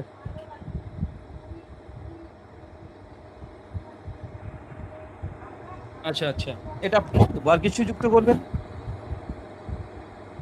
জি ভাই, আমি আর কিছু যুক্ত করতে চাই না আপাতত। হ্যাঁ, অনেক ধন্যবাদ তাহলে ভাইজান আপনাকে। আসফাদ ভাই, সঙ্গে থাকবেন, দেখতে থাকেন, ওয়াচ জি করতে থাকেন, আমাদের সঙ্গে থাকেন, দোয়া করবেন। জি বারাকাল্লাহ ফিক। আমরাও জি জি জি আমরাও আসলে ডিবেট ফিবেট করি, অনেক গালি দেয় ভাই যারা করে হানাফিরা, বিশাল গালি খায়। খেজুর বৃক্ষের মতো তুমি দাঁড়িয়ে থাকো বিরল, দুষ্ট ছেলেরা ঢিল ছুঁড়ে দিলে তুমি ছুঁড়ে দাও সুমিষ্ট ফল। জি কবি বলছেন আচ্ছা, খেজুর হচ্ছে এমন একটা বিচিত্র গাছ, খেজুর বৃক্ষের মতো তুমি দাঁড়িয়ে থাকো অবিরল, দুষ্ট ছেলেরা ঢিল ছুঁড়ে দিক তুমি ছুঁড়ে দাও সুমিষ্ট ফল। আসলে খেজুর গাছ কি আপনি যতই ঢিল ছুঁড়েন না কেন, যত রাগ করে ঢিল ছুঁড়েন না কেন, ও কিন্তু আপনাকে সুমিষ্ট ফলটাই দেবে। তো জি জি ভাই, একটু বেশি গালি আপনাকে দেয় আর কি হানাফিরা, এরা না একটু বেশি উসুলে হাদিসের। হ্যাঁ হ্যাঁ, শোনেন, আমি একটা কথা দেখি, আমি অভিজ্ঞতা থেকে বলি যে আসলে যারা কট্টরপন্থী বেশি মাঝাবি গোড়ামিতে হানাফি থাকে হানাফি এরাই পরবর্তী সময় হ্যাঁ হ্যাঁ, আহলাদিস হয়ে যায়, আলহামদুলিল্লাহ। এটা হয়ে যায়, এটা জি ফ্যাক্ট, আলহামদুলিল্লাহ, এটা আমিও নো ছিলাম ফিকশন। ভাই, আমিও হানাফিই ছিলাম, পরে যে হয়েছি আমিও দেখবেন সবচেয়ে হানাফিদের যারা হয়ে বেশি ডিবেট করি। কট্টরপন্থা থাকে তাদের পরিবার থেকেই হক কিনে চলে আসে, আলহামদুলিল্লাহ। যত কঠোরতা করেছে দেখেন অধিকাংশ জায়গাতে, তাই যে এটা আমরা তাদের পুরো একটা যে, ক্ষোভ, এটা তাদের ক্ষোভ, জি তাদের ঘরের ছেলেমেয়েরা চলে আসছে, ওই ক্ষোভ থেকে তারা গাল দেয়। একটু সবর করতে হবে, তাদেরকে একটু এন্টারটেইন করতে হবে। জি, সবর ছাড়া কোনো উপায় নাই আপাতত। আমি যেখানে থাকি ভাই সেখানেও পুরো হানাফি মহল্লা, মানে আমার সঙ্গে আহ, আলাদাই একটা, আফরাদ ভাই, বুঝতেই তো আফরাদ পারছেন। ভাই, আসলে এই সংখ্যায় যে তারা বেশি, হ্যাঁ, এটা প্রমাণ করতে হবে। তো এটার একটা জোর আছে না, যে তারা ভারতে হোক বাংলাদেশে হোক, তাদের সংখ্যা যে আনাফি বেরাতি, হ্যাঁ, মাদার পূজারি কবর পূজারি বেশি, এটা যে জোর বেশি, দলিলের জন্য লাঠির জোর। দলিল যেখানে অচল তাদের, লাঠি সেখানে তাদের সচল। হ্যাঁ, এবং মুখ তো তাদের আনলিমিটেড, গালাগালির জন্য বিখ্যাত। তো ওই প্রভাবটা তাদের শরীরে কাজ করে। হ্যাঁ, তার জন্য ওই আর কি, তাদের লাইভে গেলে, সরাসরি গেলে গালাগালি মারামারি, এটা হানাফিদের মৌলিক অধিকার অন্তর্ভুক্ত ধরে নিতে তারা। ঠিক আছে আসফাদ ভাই, অনেক অনেক ধন্যবাদ আপনাকে আমাদের সঙ্গে যুক্ত হওয়ার জন্য, কথা বলার জন্য। জি, ইনশাআল্লাহ বিদায় দিই, আসসালামু আপনাকে আলাইকুম। ফেসবুক আর ইউটিউব থেকে দেখতে থাকেন। ওয়ালাইকুম আসসালাম জি, ওয়া আসসালামু রাহমাতুল্লাহ। আলাইকুম। ওয়ালাইকুম আসসালাম। ওয়ালাইকুম আসসালাম ওয়া রাহমাতুল্লাহ আসসালামু ভাইজান। আলাইকুম রহমতুল্লাহ। মাশাআল্লাহ, আমাদের সঙ্গে আছে সুলতান মাহমুদ। না, জি ওয়ালাইকুম হ্যাঁ, আসসালাম আমি ওয়া রাহমাতুল্লাহ। ওই যে শেখ, আমি মজনুল হক, আমার ছেলের আইডি এরিয়া কল দিছে আর কি। সুলতান মাহমুদ আচ্ছা আমার আচ্ছা, ছেলে। ভাইকে চিনা চিনা লাগতেছে। জি, বরগুনা আমতলি, ও আচ্ছা আচ্ছা বরগুনা আচ্ছা। জেলার আমতলি। ও, জি আচ্ছা হ্যাঁ, আচ্ছা। আপনার বাসায় তো গেছিলাম আসলে, এই জন্য জি জি জি জি গেছিলাম জি আপনার জি বাসায়, আমি আর মারুফ গেছিলাম, মারুফ ও ভাই। জি জি জি আঙ্কেল, তাহলে এই যে আমাদের যেই কনভারসেশন দীর্ঘ সপ্তাহব্যাপী চলছে, আজ পর্যন্ত আপনি কি আপডেট আছেন, মানে ওয়াচিং এর মধ্যে আছেন নাকি? জি জি, আমি সব দেখতেছি, অধিকাংশই দেখছি কি আলহামদুলিল্লাহ। আজ পর্যন্ত দেখি যা- আপনার মতামত আপনি 1 মিনিটে বলে মতামত ফেলেন। আমার মতো, শেখ, আমার প্রথম দিকে ছিল যে ও তো আসলে কি জানি, আমি মানুষ মনে করতে পারি না তারে। তার আচরণ, তার কথাবার্তা, তার বিভিন্ন এই যে ফেসবুকে তার যে আহ, মাঝে মাঝে স্ট্যাটাস দেয়, এটা কোনো ভালো মানুষ দিতে পারে না। এই জন্য চাইছিলাম যে শায়েক যদি ওর সাথে না জড়াইয়া ওরে ক্ষমাখা ঝামেলা দিয়ে লাভ নাই, ওর পাগলামি ও করুক, এটা আমার ছিল খেয়াল। তারপরে না, ঠিক আছে, এখন যেহেতু হয়েছে, ও তো পালাইতে চায়, আর দেখলাম যে আপনি যখন ওই আহ, ইজাব কবুলের ব্যাপারটা নিয়ে আসছেন, যখন হাদিসের নাম্বার সহ হাদিস বলে দিয়েছেন, ও তো তখনই তো ভয় পাইছে যে এ তো সব বিষয়েই অভিজ্ঞ, তাই তো আমি এর সাথে পারবো না, তাই পালাইতে চাই। এই জন্যই আমার মনে হইতেছে যেটা আর কি। আচ্ছা, রাহুল ওকে, ভাই, অনেক আমার ধন্যবাদ মনে হয় আপনার মতামতের জন্য। দর্শকরা মনে হয় আপনার প্রতি রিকোয়েস্ট করবে তাকে ক্ষমা করে দেওয়ার জন্য, বুঝছেন? আমি তো হয়তো সে আমি আমি লজ্জায় ক্ষমা দেখেন, আমি চাইতে আমি চাইতে পারছে না। আমি তো ক্ষমা চেয়েছি না, দেখেছেন না ভাইজান, আমি, আপনি যদি ক্ষমা চাইতে পারেন, ক্ষমা প্রয়োজন বোধ আমি চাইবো, আপনি অন্তত আলোচনাতে তো আসেন। আমি ওনাকে তাকে আলোচনাতে আলোচনায় বসতে আনতে হইবে, চাচ্ছি। চেষ্টা করতে হবে আনার আমি জন্য। ওনাকে অনেক ভালোবেসে, প্রিয় ভাই, আমি এত, উনি যদিও চান, বারবার চাইতেন যে আমি যেন ওকে মোহাল্লেল রাকিব বলে ডাকি, তো আমি নিজে থেকে এটাকে ছেড়ে দিয়েছি।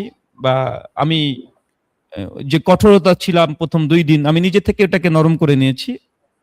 কেননা আমি ফেসবুকে আজকে পোস্ট একটা দিয়েছিলাম, পোস্ট আপনারা হয়তো বা দেখেছেন কিনা, মানে আমি চাচ্ছিলাম অ্যাকচুয়াল যদি বেশি কঠোর হয়ে যায় তাহলে উনি যদি আলোচনাতে না আসে, তার জন্য একটু নরম হলেই ভালো হয়। তো উনি আমার নীরবতাকে দুর্বলতা ভাবলেন, আসলে কিন্তু নীরবতা তো দুর্বলতা নয়, এটা শক্তির পূর্বাভাস। বাঘ শিকার এর মানে বাঘ শিকারে ঝাঁপিয়ে পড়ার আগে কিছুক্ষণ নিঃশব্দে অপেক্ষা করে, এটা বাঘের একটা সিফাত।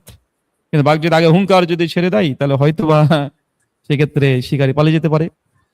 মানুষ মানুষ তখনই বুঝতে পারছে এত গুরুত্বপূর্ণ একটা আলোচনার বিষয়, এতদিন ধরে কথা হচ্ছে, মাঝখানে ফুট করে বলে যে সূরা ফাতিহা পড়তে পারেন বা সূরা ফাতিহা পড়তে পারেন, পড়েন, তখনই তার মন মানসিকতা এবং বাচ্চা সুলভ আচরণ এটা প্রকাশ হয়েছে। এর জন্য মানুষ তাকে মানে বলতেছে এখন যে রাহুল ভাই আপনি তাকে ক্ষমা করে দেন, সে হয়তো নিজের মুখে পালানোর চেষ্টা মানে করতেছে, জি জি কিন্তু জি প্রকাশে বলতে পারছে না।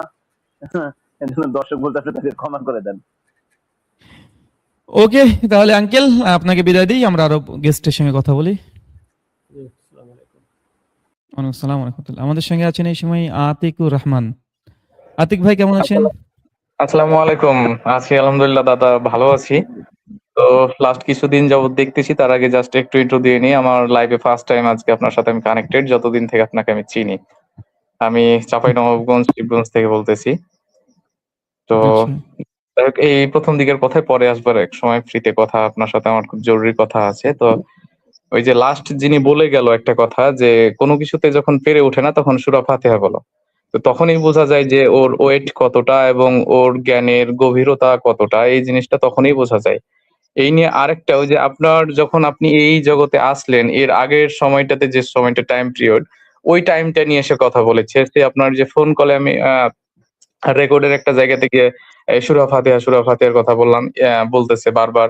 এর আগেও তো বলছে সালাফি মানহাজ নিয়ে কোনো কথা তাদের শুরু করলেই যে দেখি এই বলে সূরা ফাতিহা পড়, তারপর একটা এবারও ঠিক মতো পড়ে দেখা, এই দেখা সেই দেখা, এগুলো বলা বলি কন্টিনিউয়াস শুরু করছে। তো আমি আগে লক্ষ্য করতেছিলাম, তার পোস্ট গুলো পড়তেছিলাম, আপনার পোস্ট পড়তেছিলাম, কিন্তু যখনই দেখলাম যে আপনার প্রিভিয়াস যে পেশাতে ছিলেন সেইটা, তারপর হচ্ছে গিয়ে আপনার এই সূরা ফাতিহা, তখন থেকে আমি বুঝছি যে না, এ তো একেবারে ওয়েট লস একটা লোক, মানে এর মানে বেকার হচ্ছে।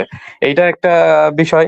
আর একটা বিষয় হচ্ছে যে আমি যে বিভিন্ন গ্রুপে থাকি, এই গ্রুপ গুলোর মধ্যে থেকে অনেকে বলতেছে যে মানে এর হচ্ছে যে আপনার ভাইরাল হওয়ার ধান্দা, এটা তো কেউ চিনতো না, এ এখন চাচ্ছে সালাফি মানহাজের কাউকে একজনকে ধরে ভাইরাল হতে হবে, কথা বলতে হবে। এখন কে মোক্ষম টার্গেট আপনারে পাইছে, হ্যাঁ, যে আপনারে খোঁচাবে, খোঁচাবে, আপনি হয়তো কাউন্টার পোস্ট করবেন, একটা পর্যায়ে গিয়ে মানুষ তারে চিনবে।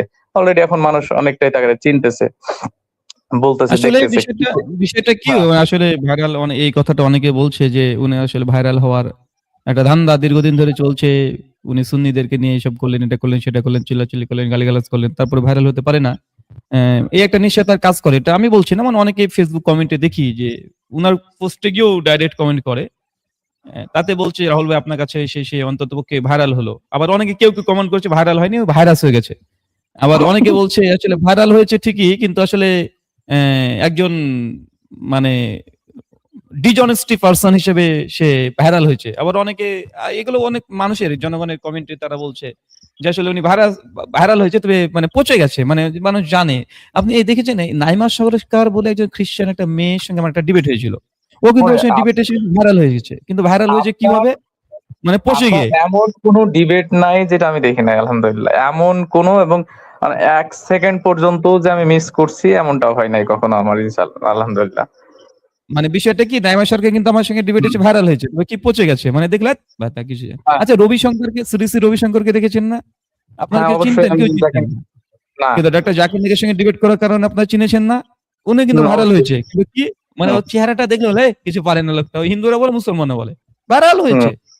কিন্তু কি হ্যাঁ, বলে, লোকটা কিছু পারে না, বড় বড় শুধু ভাব নিয়েছে, ঠাকুরের বেশ ধরেছে, কিছু পারে না, আহ, কথা সত্য, এরকম ভাইরাল। কথা সত্য। তবে বদনাম এটা একটা নাম, হ্যাঁ, নাম হ্যাঁ, তো অবশ্যই। বদনাম, এটা কি নাম চারটিখানি তো, ব্যাপার, নাম হোক আর বদনাম হোক, তো বদের থেকে এই নাম এই তো যে আছে। সালাফি মানহাজ সম্পর্কে আরেকটা কথা যেটা প্রচলিত, আমি বিভিন্ন গ্রুপগুলোতে দেখি এমন, যে আপনার কাউকে মানে আপনার নিজে ভাইরাল হতে ইচ্ছা করছে, ওই যে বিভিন্ন অ্যাড থাকে না যে হার্বাল কোম্পানি, যে আপনার কি ভাইরাল হতে ইচ্ছা করছে, তাহলে আপনি সালাফি মানহাজকে একটা গালি দেন, দেখবেন আপনি ভাইরাল হয়ে গেছেন। মানে তোর গোষ্ঠী হ্যাঁ, উদ্ধার করে তো ছেড়ে দিবি, পরবর্তীতে আপনি উল্টাপাল্টা এটা ভুলভাল কথা আতিকুর বলবেন, ভাই, তারা দাঁড়ায় থাকবে। জি, আমি আর জি আতিকুল রফিকুল ভাই, ভাই অনেক অনেক একটু ধন্যবাদ ডিবেট আপনার করছিলাম। মন্তব্য করার জন্য। ইনশাল্লাহ আমরা নেক্সট গেস্ট নিয়ে নিই, অনেকে আসছে তো, আবার বলছে যে স্টেজফুল, আমরা একটু একটু করে কথা শুনে নিই। ধন্যবাদ। আমাদের ইউটিউব থেকে বা ফেসবুক থেকে আপনি লাইভটা আবার শুনতে শুরু করেন। আচ্ছা, আমাদের সঙ্গে আছেন এই মুহূর্তে জি ভাই। কি নাম ছোট ভাই? আসসালামু আলাইকুম জি। ওয়ালাইকুম আসসালাম ওয়া রাহমাতুল্লাহ। ভাই, একজন মুফতি সে এত বড় মানে শর্ট না, আমার ছবি মিথ্যাবাদী কেন? প্রতারক হয় যে, মানে এটা আপনার মানে এই সাম্প্রতিক যে পোস্টগুলো এবং ভিডিওগুলো এগুলো না দেখলে বুঝতে পারতাম না। মানে আপনি কি অনুধাবন করেছেন তাহলে মানে আমাদের কনভারসেশনে? কনভার্সেশন অনুভব করলাম যে সাধারণ যে মানুষগুলো আছে এরাও কিন্তু এতটা মিথ্যাবাদী নয়, এতটা অসৎ না, কিন্তু একজন মাওলানা এতটা অসৎ হতে পারে, এতবার মিথ্যা কথা বলে, স্পষ্টভাবে দেখে দেওয়া সত্ত্বেও তিনি তিনি কিন্তু দেখছেন যে হলো তার ভিডিওগুলো প্রকাশ পাচ্ছে, তার মিথ্যাচারিতা প্রকাশ পাচ্ছে, তিনি জানা শোনা সত্ত্বেও পুনরো যে পূর্ববর্তী মিথ্যাচার গুলা আবার বারবার করছেন। আমি অবাক হয়ে যাই যে যে এত নিকৃষ্ট চরিত্র একজন মাওলানার কিভাবে হয়। না, উনি আরবি জানেন তো। ভালো মাখরাজে পড়তে পারেন। আপনি জানেন? আপনি আরবি জানেন? উনি মানে কি পড়তে পারে আমি ততটা জানি না, এবং আরবি ভাষা আমি ততটা জানি না, কিন্তু তিনি যে না, উনি মিথ্যা ভালো কথা করে বলে এটা আমি বুঝতে পারি। হ্যাঁ, সে ঠিক আছে। উনি আরবি জানেন যে ভালো, অনেক ভালো আরবি মাখরাজ সহকারে জানেন। সেক্ষেত্রে হয়তোবা এমন কিছু আরবি জানে জ্ঞান কি বা হবে? কোরআন বা হাদিস আছে হয়তোবা এইসব মিথ্যা কথা বললে হতে পারে, নেগেটিভ হতে পারে। হয়তো আপনি জানেন না, তার জন্য আপনি দূর থেকে তাকে খারাপ মনে করছেন, অথবা হতে পারে এমন কিছু আমাদের মুফতি মাওলানা রাকিবুল ইসলাম সাহেবের কাছে ভালো মাখরাজ সহকারে হরফ কোনটা জাবার কোনটা জের এগুলো তো খুব ভালোভাবে জানে। নাহু সরফের জ্ঞান খুব অগাধ পাণ্ডিত্য আছে। আপনার হয়তোবা জ্ঞান নেই ভাইজান। উনি হয়তো যেগুলো গালি দিচ্ছে আপনার গালি মনে হচ্ছে। হতে পারে এগুলো গালি না, ওটা অন্য কিছু হতে পারে। আসলে ওনার ভক্তরা এরপর দেখছি ওনার ভক্ত ওনার পক্ষেই কথা বলছে যে ওনার মধ্যে নাকি এমন মাহাত্ম আছে যেগুলা নাকি বুঝতে পারছি না, ওনার এই আচরণ গুলার মধ্যে নাকি মাহাত্ম আছে। না, না, আপনি বুঝতে পারবেন ভাই। এগুলো হচ্ছে বলা হয় এটা হচ্ছে মারিফতি জ্ঞান। আপনার মারিফতি জ্ঞান আছে? মারেফত বলতে আমি মানে তেমন কিছু বুঝি না, আমি কোরআন এবং সহিহ হাদিস এই দুটাই হচ্ছে আমার স্ট্যান্ডার্ড, মারেফত সম্পর্কে আমি জানি না কিছু। জি, অনেক ধন্যবাদ আমাদের সঙ্গে আপনার মন্তব্য শেয়ার করার জন্য। আল্লাহ ভাই সুবহানাহু ওয়া একটা তাআলা। কথা বলি, ছোট্ট একটা কথা, আপনি যে কম্পারেটিভ রিলিজনের কোর্স চালু করার কথা বলছিলেন ওটার কি অবস্থা? বিশেষ কিছু কারণে ওটাকে স্থগিত রাখা হয়েছে। তবে ইনশাআল্লাহ অচিরেই হবে এবং বড় করেই একটা পরিকল্পনা করছি। জি, বড় আমি করেই খুবই পরিকল্পনা আগ্রহী করছি। এখানে। জি, বড় করে পরিকল্পনা করছি এইজন্য যেন ছাত্রদের, কারণ আমরা এটা ঘোষণা করার পরে মোটামুটি আমার কাছে কয়েক হাজার অন্ততপক্ষে মানে করে দিয়েছে। মানে কয়েক হাজার মানুষ যোগাযোগ করেছে রিকোয়েস্ট শুধুমাত্র এসেছে। যুক্ত হওয়ার জন্য। রিকোয়েস্ট এসেছে।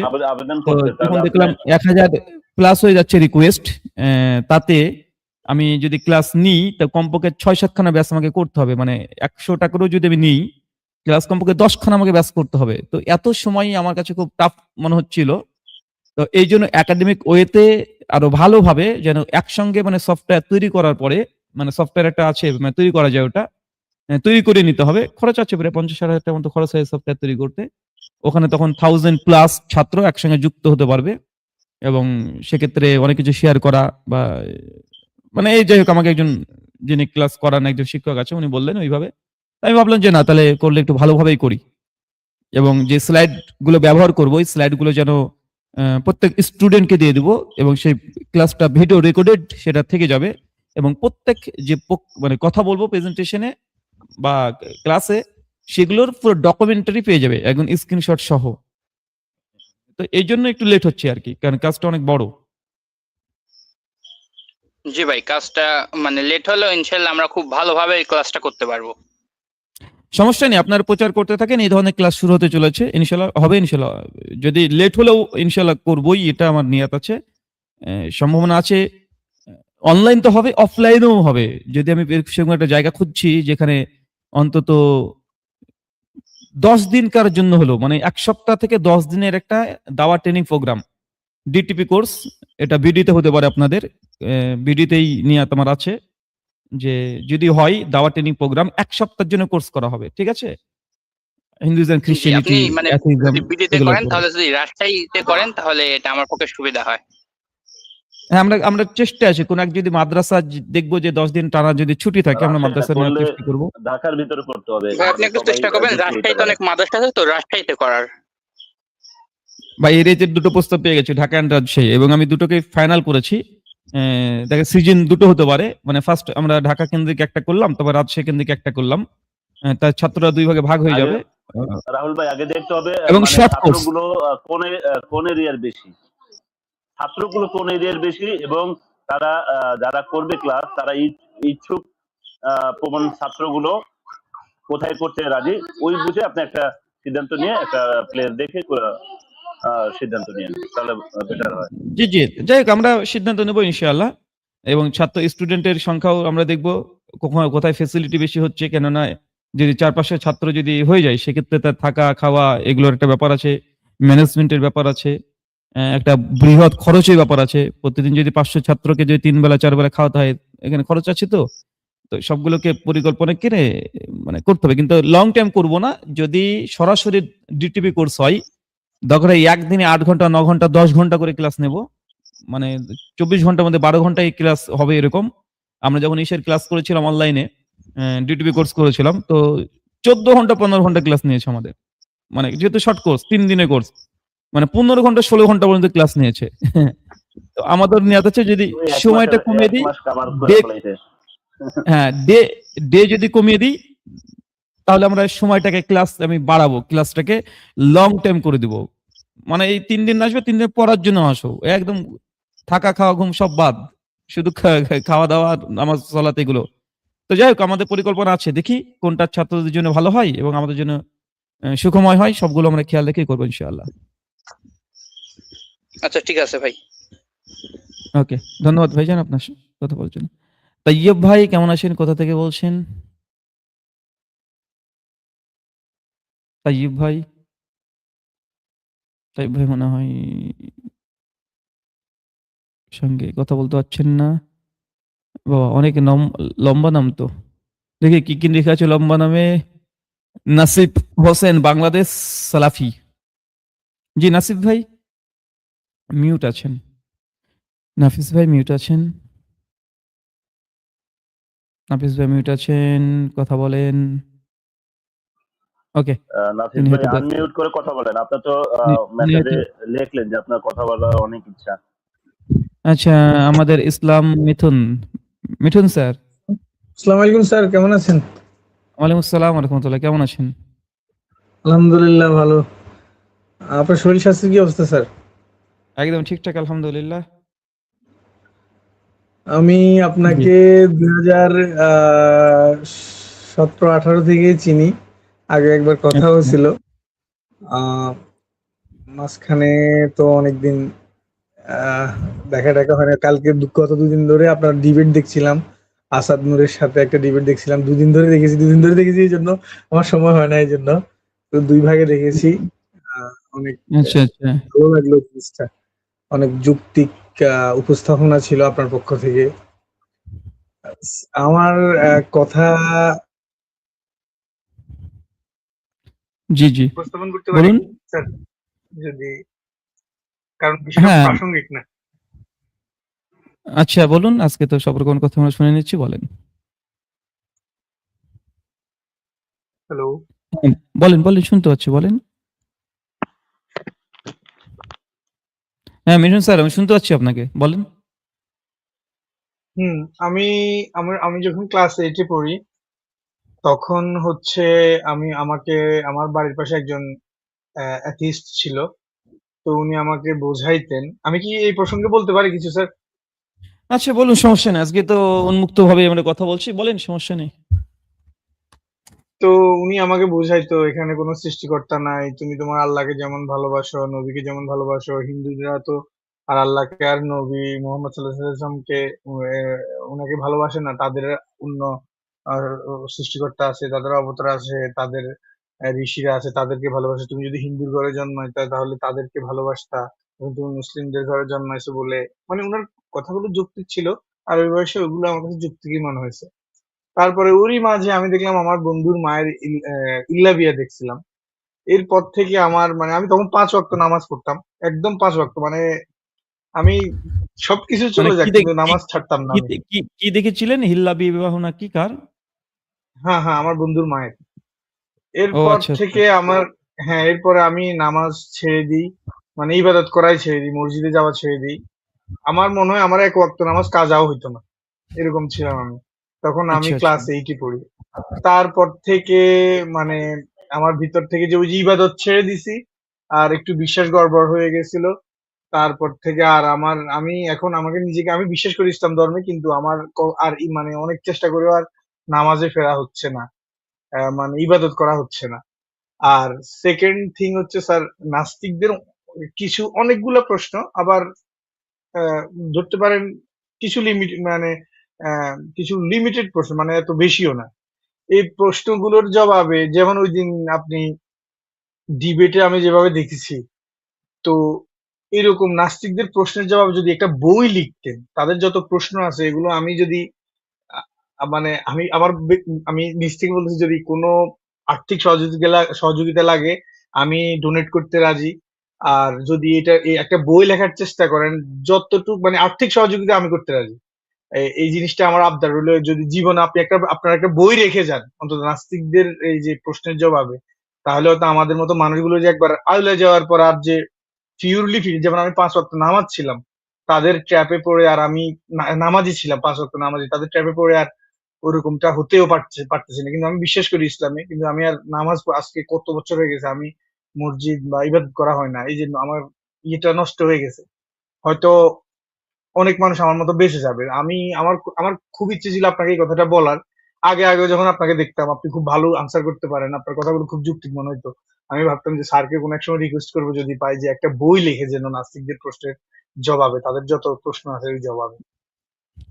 এই স্যার কথা হয় কি। আচ্ছা, অনেক, অনেক ধন্যবাদ আপনার মন্তব্য করার জন্য। আর বিষয়টা, আপনি কি ইন্ডিয়ান সিটিজেন না বাংলাদেশ? আমি স্যার বাংলাদেশী স্যার। আচ্ছা, আচ্ছা। তো এক্ষেত্রে আসলে এই বিষয়ে মানে কোন কোয়ালিটি, কনসেপ্ট অফ গড বা ডাজ গড এক্সিস্ট এই টপিকের উপরে, না প্রফেট মোহাম্মদ সাল্লাল্লাহু আলাইহি ওয়াসাল্লামের উপরে যে অ্যালিগেশন গুলো অ্যাথিস্টরা দেয় সেগুলো, না ইসলামী শরিয়া ল বা ইসলামী মোরালিটির উপরে যে অ্যালিগেশন অভিযোগ তাদের আছে সেগুলো, মানে কোন সেক্টরে জানতে চাচ্ছেন?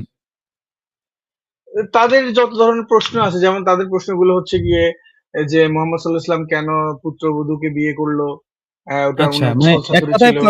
মা আয়েশাকে কেন বিয়ে করলো, তারপরে জি, মোহাম্মদ জি। সাল্লাল্লাহু আলাইহি ওয়াসাল্লাম খারাপ মানুষ ছিলেন, উনি কেন যুদ্ধ করতে গেলেন, কোন নবী তো যুদ্ধ করে নাই। ওকে, তারপরে ওকে, ছিল ওকে, বুঝেছি ভাইজান। এরকম। বিজে- বিষয়টা হচ্ছে যে এইসব বিষয়ের উপরে আমাদের অনেক আগে থেকে কাজ করে রেডি করা আছে এবং মানে মানুষ ফায়দা লুটছে। সেটা আমরা চেয়েছিলাম যে বইয়ের চাইতে মানে অনলাইন বিভিন্ন ব্লগ, কারণ যেহেতু তারা ব্লগে লেখালেখি করে, ব্লগ, ওয়েবসাইট, তো আলহামদুলিল্লাহ মুসলিমদের পক্ষ থেকে অনেকগুলো ব্লগ, ওয়েবসাইট, লেখালেখি বিভিন্নভাবে আমাদের ওয়েবসাইট মাশাআল্লাহ এখন অনেকগুলো হয়ে গেছে মুসলিমদের। মোহাম্মদ সাল্লাল্লাহু আলাইহি ওয়াসাল্লামের প্রতি যতগুলো, এনটি ইসলাম নামে একটা রাহুল ভাই আমাদের তো ওয়েবসাইট আছে, জি, জি। এনটি তো ইসলাম। আমাদের অনেকগুলো ওয়েবসাইট আছে। আমি এক ঝলক দেখিয়ে দিই, যারা সংশয়ের মধ্যে পড়ে যান, অ্যাথিস্টদের কবলে পড়ে যান, তাদের জন্য কেউ কয়েকটা ওয়েবসাইট দেখে দিই। আচ্ছা, দেখতে পাচ্ছেন ভাই? হ্যালো, দেখতে পাচ্ছেন? আমি শেয়ার আপনার হয়েছে, লাইভ হ্যাঁ তো দেখা যাচ্ছে? ভাই, আপনি স্ক্রিনে দেখেন, ভাই আপনি স্ক্রিনে দেখেন, স্ক্রিনে আপনাকে একটা ওয়েবসাইট শেয়ার করছে রাহুল ভাই, দেখতে পাচ্ছেন? আমি তো কিছু দেখছি না। আচ্ছা, ওকে। আপনি প্লে স্টোরে যাবেন, লিখবেন ইসলাম বিরোধীদের জবাব, বা ইংলিশে লিখবেন রেসপন্স টু অ্যান্টি ইসলাম। তাহলে এইখানে চলে যাবেন, এখানে ক্যাটাগরি বলে একটা ভাগ পাবেন। ক্যাটাগরিতে গিয়ে প্রফেট মোহাম্মদ ওটা সিলেক্ট করবেন, ওখানে আল্লাহ নবীর উপরে যতগুলো অভিযোগ করে সব জবাব ইনশাল্লাহ পেয়ে যাবেন, সিংহভাগ জবাব ওখানে পেয়ে যাবেন। তো আমাদের এই স্যার কাজগুলো অলরেডি আমাদের কি মুশফিকুর বলেন, রহমান মিনার ভাই, অ্যাপটার নাম কি? রেসপন্স টু অ্যান্টি ইসলাম, বা বাংলাতে লিখবেন ইসলাম বিরোধীদের জবাব। আচ্ছা, এক কাজ করেন, আমি আপনাকে প্রাইভেট চ্যাটে আমার হোয়াটসঅ্যাপ নাম্বারটা দিয়ে দিয়েছি, আপনি ওখানে জাস্ট এই যে আমরা এখন লাইভে আছেন এটা স্ক্রিনশট নিয়ে নেন। স্ক্রিনশট নিয়ে ফার্স্ট আপনি হোয়াটসঅ্যাপে আপনি পাঠিয়ে দিবেন, আগে ছবিটা পাঠিয়ে দিবেন, ঠিক আছে? তাহলে আমি বুঝতে পারবো যে হ্যাঁ আপনি অফিস থেকে আমাকে জানাবে, আমি ইনশাআল্লাহ তখন আপনাকে ওই আমি প্লে স্টোর থেকে দিয়ে দেবো, ঠিক আছে? ওকে, ঠিক আছে স্যার, ওকে স্যার। আমি ওই দেখেন প্রাইভেট চ্যাটে আমি মোবাইল নাম্বার, হোয়াটসঅ্যাপ নাম্বার দিয়ে আপনার দিয়েছি। রাহুল ভাইকে নক দিয়েন, ওইখানে আপনাকে কয়েকটা লিংক দিয়ে দিবেন, আর ওইখানে আপনারা কথা বলে ঠিক নিন, আছে স্যার। তাহলে আপনারা প্রশ্ন করতে পারবেন রাহুল ভাইকে হোয়াটসঅ্যাপে। স্যার ঠিক আছে, এমনি আপনি আপনার আল্লাহর একজন নেক বান্দা, আমি মনে করি আমাকে একটু দোয়া করে দেন, আমি যেন নামাজি হতে পারি। আমি সেই আমার বয়স 16-17 ষোলোতে না শুনেন, এখানে 14তে মনে হয় আমি নামাজ এখন আপনাকে ছেড়েছি, দেখতে আর হবে আজকে যে আমার বয়স নামাজ 36 বছর হচ্ছে না। সালাতে বাধা কিসে দিচ্ছে, মানে কোনো কনফিউশনে না আপনার গাফিলতির কারণ? আগে এটা বের করেন। আপনি নিজে বলতে পারবেন যে আপনি সালাতে তাতে নামাজে আপনি কেন যাচ্ছেন না? এটা কি আপনার গাফিলতির কারণে? না এটা আপনার এখনো কোনো কনফিউশন আছে, এইজন্য আপনি এখন স্ট্রং হতে পারছেন না। এখন কোনটা আপনার প্রবলেম বলেন? আমি বিশ্বাস করি একদম মানে আমি যতগুলো আমার মনের ভিতরে কনফিউশন ছিল এগুলো চলে গেছে বয়সে, মানে যখন আমার আস্তে আস্তে বয়স হয়েছে তখন আমি তাহলে বুঝতে এটা বুঝতে পারছি তাহলে যে আসলে এটা ওগুলো আমার আ আপনার গাফিলতির কারণে আপনি সালাতে যাচ্ছেন না। ভাই শুরু করে দেন। আজকেই অ্যা এশার সালাতের ওয়াক্ত এখনো আছে। নিয়াত করেন ইনশাআল্লাহ যে আমি বাড়িতে যদি থাকি আমি এখনই ওযু করব। কোথায় আছেন? বাড়িতে আছেন? আমি ওমানে থাকি। না এখন কি মানে আপনি রুমে আছেন? না কাজের কাছে আছেন? আমি অফিসে ওমান থাকি আমি, বাংলাদেশি এমনি মানে প্রবাসী। এট টাইম এট নাও মানে এখন কোথায় আছেন এই মুহূর্তে? এখন অফিসে। অফিসে আছেন। সালাতের পড়ার মতো কোনো ব্যবস্থা আছে? আছে, ব্যবস্থা আছে এখানে। কষ্ট করে হলেও আপনি ওযু করে আপনি এখন এশার সালাতটা আদায় করে নেন। ইনশাআল্লাহ শুরু করেন। আপনি যদি শুরু করে দেন ইনশাআল্লাহ সহজ হয়ে যাবে। ইনশাআল্লাহ আপনাকে আল্লাহ আপনি সহজ করে দোয়া দিবেন করে দেন, ইনশাআল্লাহ। আমি নামাজটা পড়ছি। আপনি আমাকে নামিয়ে দিন আর দোয়া করে দিন মন থেকে, আমি নামাজটা পড়তে যাচ্ছি। নামিয়ে দিলে আল্লাহ নামাজটা পড়বো সুবহানাহু ওয়া তাআলা ইনশাআল্লাহ। আপনাকে পরিপূর্ণ ৫ ওয়াক্ত সালাতি বানিয়ে দিক এবং আল্লাহ সুবহানাহু ওয়া তাআলা আপনাকে কমপ্লিটলি পরিপূর্ণভাবে ইসলামে আবার প্রবেশ করার ঈমানের সঙ্গে এবং ইসলামের জন্য আল্লাহ সুবহানাহু ওয়া তাআলা যেন আপনাকে ব্যবহার করে আল্লাহ সুবহানাহু ওয়া তাআলা। আল্লাহ তুমি কবুল করো। আমিন। আমিন আমিন। ঠিক আছে মিঠুন ভাই। আপনি ওযু করে আপনি জি, এশার সালাতটা আদায় করে নেন। জি স্যার, আমি নামাজ পড়তে গেলাম। ওকে, শুকরান বারাকাল্লাহ ফিক। আসসালামু আলাইকুম। অনেক ধন্যবাদ আমাদের মিঠুন ভাইকে। আল্লাহ সুবহানাহু ওয়া তাআলা তাকে ৫ ওয়াক্ত সালাত আদায় করার তৌফিক দিক এবং পাশাপাশি ইসলামের জন্য আল্লাহ সুবহানাহু ওয়া তাআলা যেন তাকে দিয়ে কাজ করিয়ে নেয়। আমরা সেই দোয়া করি ভাইয়ের জন্য। আমাদের সঙ্গে এই মুহূর্তে আছেন মুস্তাফিজুর রহমান ভাই। কে বলছেন কোথা থেকে মুস্তাফিজুর ভাই? আসসালামু আলাইকুম। ওয়ালাইকুম আসসালাম ওয়া রাহমাতুল্লাহ। আমি ইন্ডিয়া থেকে বলছি। পূর্ব মেদিনীপুর হলদিয়া থেকে বলছি। আচ্ছা, জি। আপনার প্রায় ভিডিও দেখা হয়, সমস্ত ভিডিও আমি দেখি। আর আমি এত আগে হানাফি ছিলাম। তারপরে আপনার ভিডিওটা দেখার পরেই মানে আমি সালাফিতে আসলাম। আচ্ছা মানে আমার আলোচনা হ্যাঁ, থেকে? না হ্যাঁ, ২০২১ সাল থেকে। মাশাআল্লাহ। আল্লাহ আপনার কবুল করুক সমস্ত আপনি। ভিডিও দেখি। হ্যাঁ, আলহামদুলিল্লাহ। আমি আপনার সমস্ত ভিডিও দেখি। এবার এই যে ইসলামের ভিডিও থেকে আমার আপনার ওই যে অমুসলিমদের সাথে যে ভিডিও করেন, ডিবেট করেন, ওইগুলো খুব ভালো লাগে। যেমন হচ্ছে মহেন্দ্রপাল আরিয়া, তারপর যে নাইমা সরকার, ওদের ভিডিওগুলো রিপিট আমি অনেকবার দেখেছি, ১০-১৫ বার দেখা গেছে অলরেডি। তো আচ্ছা, তারপরে মাশাআল্লাহ। ইসলাম সম্পর্কে একটু জানার বিষয় হলো, তো হাদিস কি জিনিস জানতাম না। তারপরে এই যে আলী হোসেন ওসামার সাথে যে আপনি ডিবেটটা করলেন, তো জি। ওইখান থেকে ভাবলাম যে মানে মুকাল্লিদরা মানে যে হানাফিরা তারা হাদিস সম্বন্ধে কতটা জানে। তো তারপর থেকে আমার আর ওর প্রতি ইন্টারেস্ট নেই। এই মানে যারা হিন্দু আছে তাদের ডিবেট গুলো আমি বেশি দেখি। আচ্ছা, মাশাআল্লাহ। বারাকাল্লাহ আর ফিক। এই আর আরেকটা হাসি পাচ্ছে এই যে আপনার যে এই যে রাকিবের সাথে যে ভিডিও মানে যে যে কথোপকথন গুলো হচ্ছে, মানে আপনি যে কি মানে যে চ্যালেঞ্জটা অ্যাকসেপ্ট করে দিয়েছেন, উনার তো মানে অবস্থা খারাপ হয়ে গেছে, দেখে হাসি পাচ্ছে।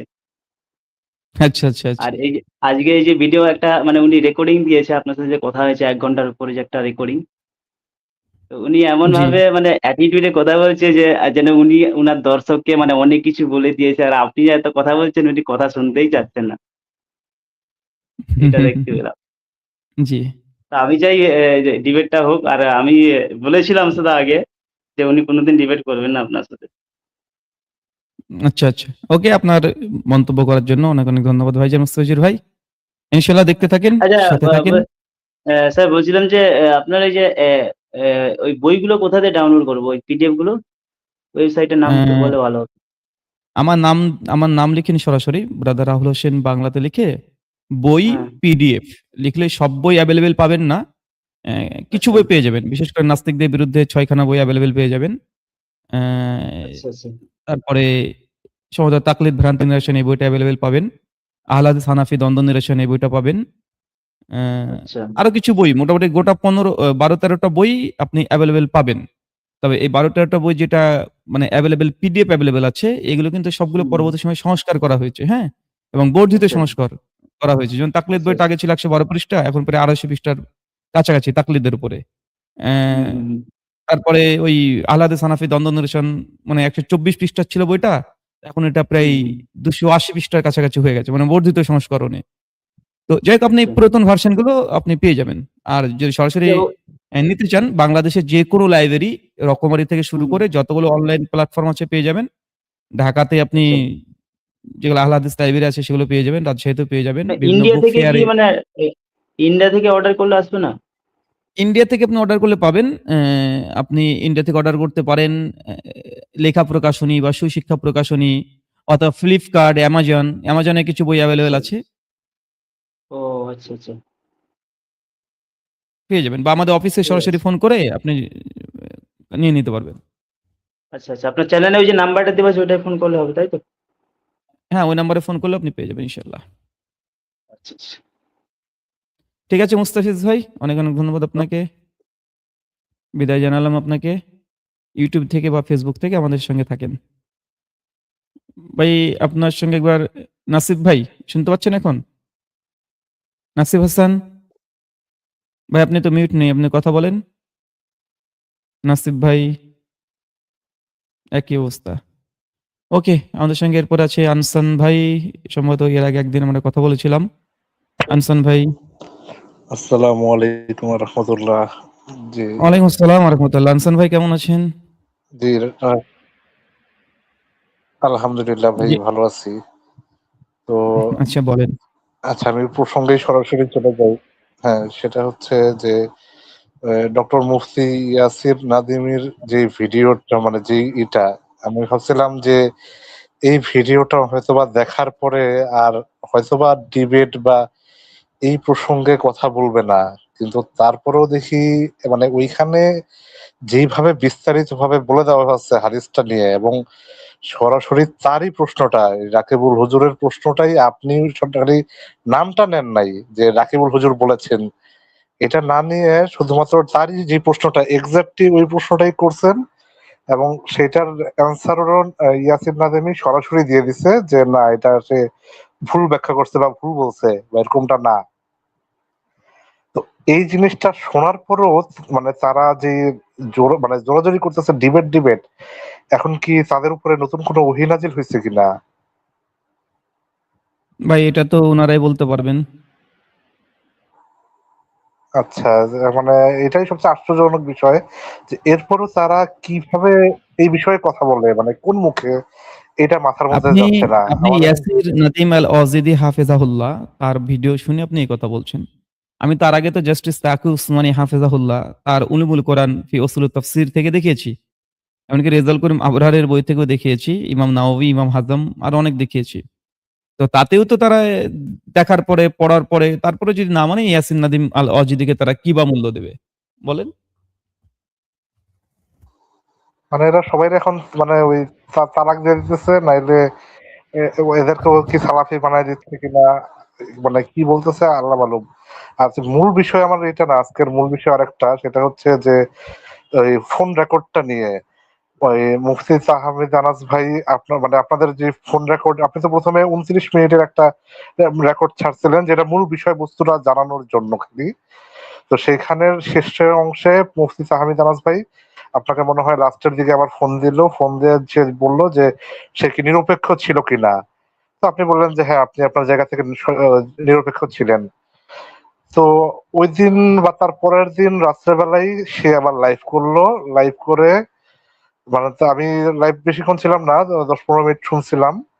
কিন্তু ওই 10-15 মিনিটে যতটুকু শুনলাম যে তার নিরপেক্ষতার কোনো ইয়েও পাইলাম না। ওখানে সে তো ওই মুফতি রাকিবুলেরই আপনার সাফাই গাওয়া শুরু করতেছে যে তার নামাজের সময় হয়ে গেছিল, ঠিক আছে? ওই কি জানি বলতেছিল, ওইটা তো ছিলই কিন্তু মূল বিষয় যেটা সে আজকে আবার একটা ভিডিও ছাড়ছে, ভিডিও না ওই কল রেকর্ড ছাড়ছে আপনার নামেই যে ব্রাদার রাহুলের কাছ থেকে নেওয়া ওই ফোন রেকর্ডের পূর্ণাঙ্গটা ছাড়লাম। কিন্তু ভিডিওতে তার ফোন রেকর্ডটা হচ্ছে ঠিক 1 ঘন্টা 6 মিনিট, কিন্তু আপনি যেটা ছাড়ছেন সেটা হচ্ছে 1 ঘন্টা 19 মিনিট 55 সেকেন্ড, আর সে 1 ঘন্টা 6 মিনিট 55 সেকেন্ড, মানে মাঝখানের 9-10 কত 12-13 মিনিট গায়েব। তো এই যে দ্বিচারিতা, হ্যাঁ 13 যেহেতু মিনিট আপনাদের 13 মধ্যে মিনিট একটা কাটিং সম্পর্ক করছে। এবং কথা হয়, হ্যাঁ 13 মিনিটের কাটিং, দেখেন ঠিক আছে, আনসান ভাই, আপনার ভিডিওটাই আনসান ছাড়ছে। ভাই আপনার আপনার কথার প্রতি উত্তরে স্ক্রিন একটু তাকান, স্ক্রিন দেখতে পাচ্ছেন? হ্যালো, স্ক্রিন জি দেখতে জি ভাই, পাচ্ছেন আনসান ভাই? জি এটা জি সূরাতুল মাইদা চ্যাপ্টার 5 মানে সূরা নম্বর 5 আয়াত নম্বর 8। আল্লাহ বলছেন ইয়া আইয়ুহাল্লাযীনা আমানু। আচ্ছা, আরবিটা না পড়ে ভুলভাল ধরবে। মূল উদ্দেশ্য ওটা নয়, মূল উদ্দেশ্য বার্তাটা দেওয়া। আল্লাহ বলছেন, হে মুমিনগণ, তোমরা ন্যায়ের সাক্ষ্যদাতা হিসাবে আল্লাহর পথে দৃঢ়ভাবে দণ্ডবান থাকো। ন্যায়ের পক্ষে দৃঢ় থাকতে হবে। কোন সম্প্রদায়ের প্রতি শত্রুতা তোমাদের যেন এতটা উত্তেজিত না করে যে তোমরা ইনসাফ করা ত্যাগ করবে।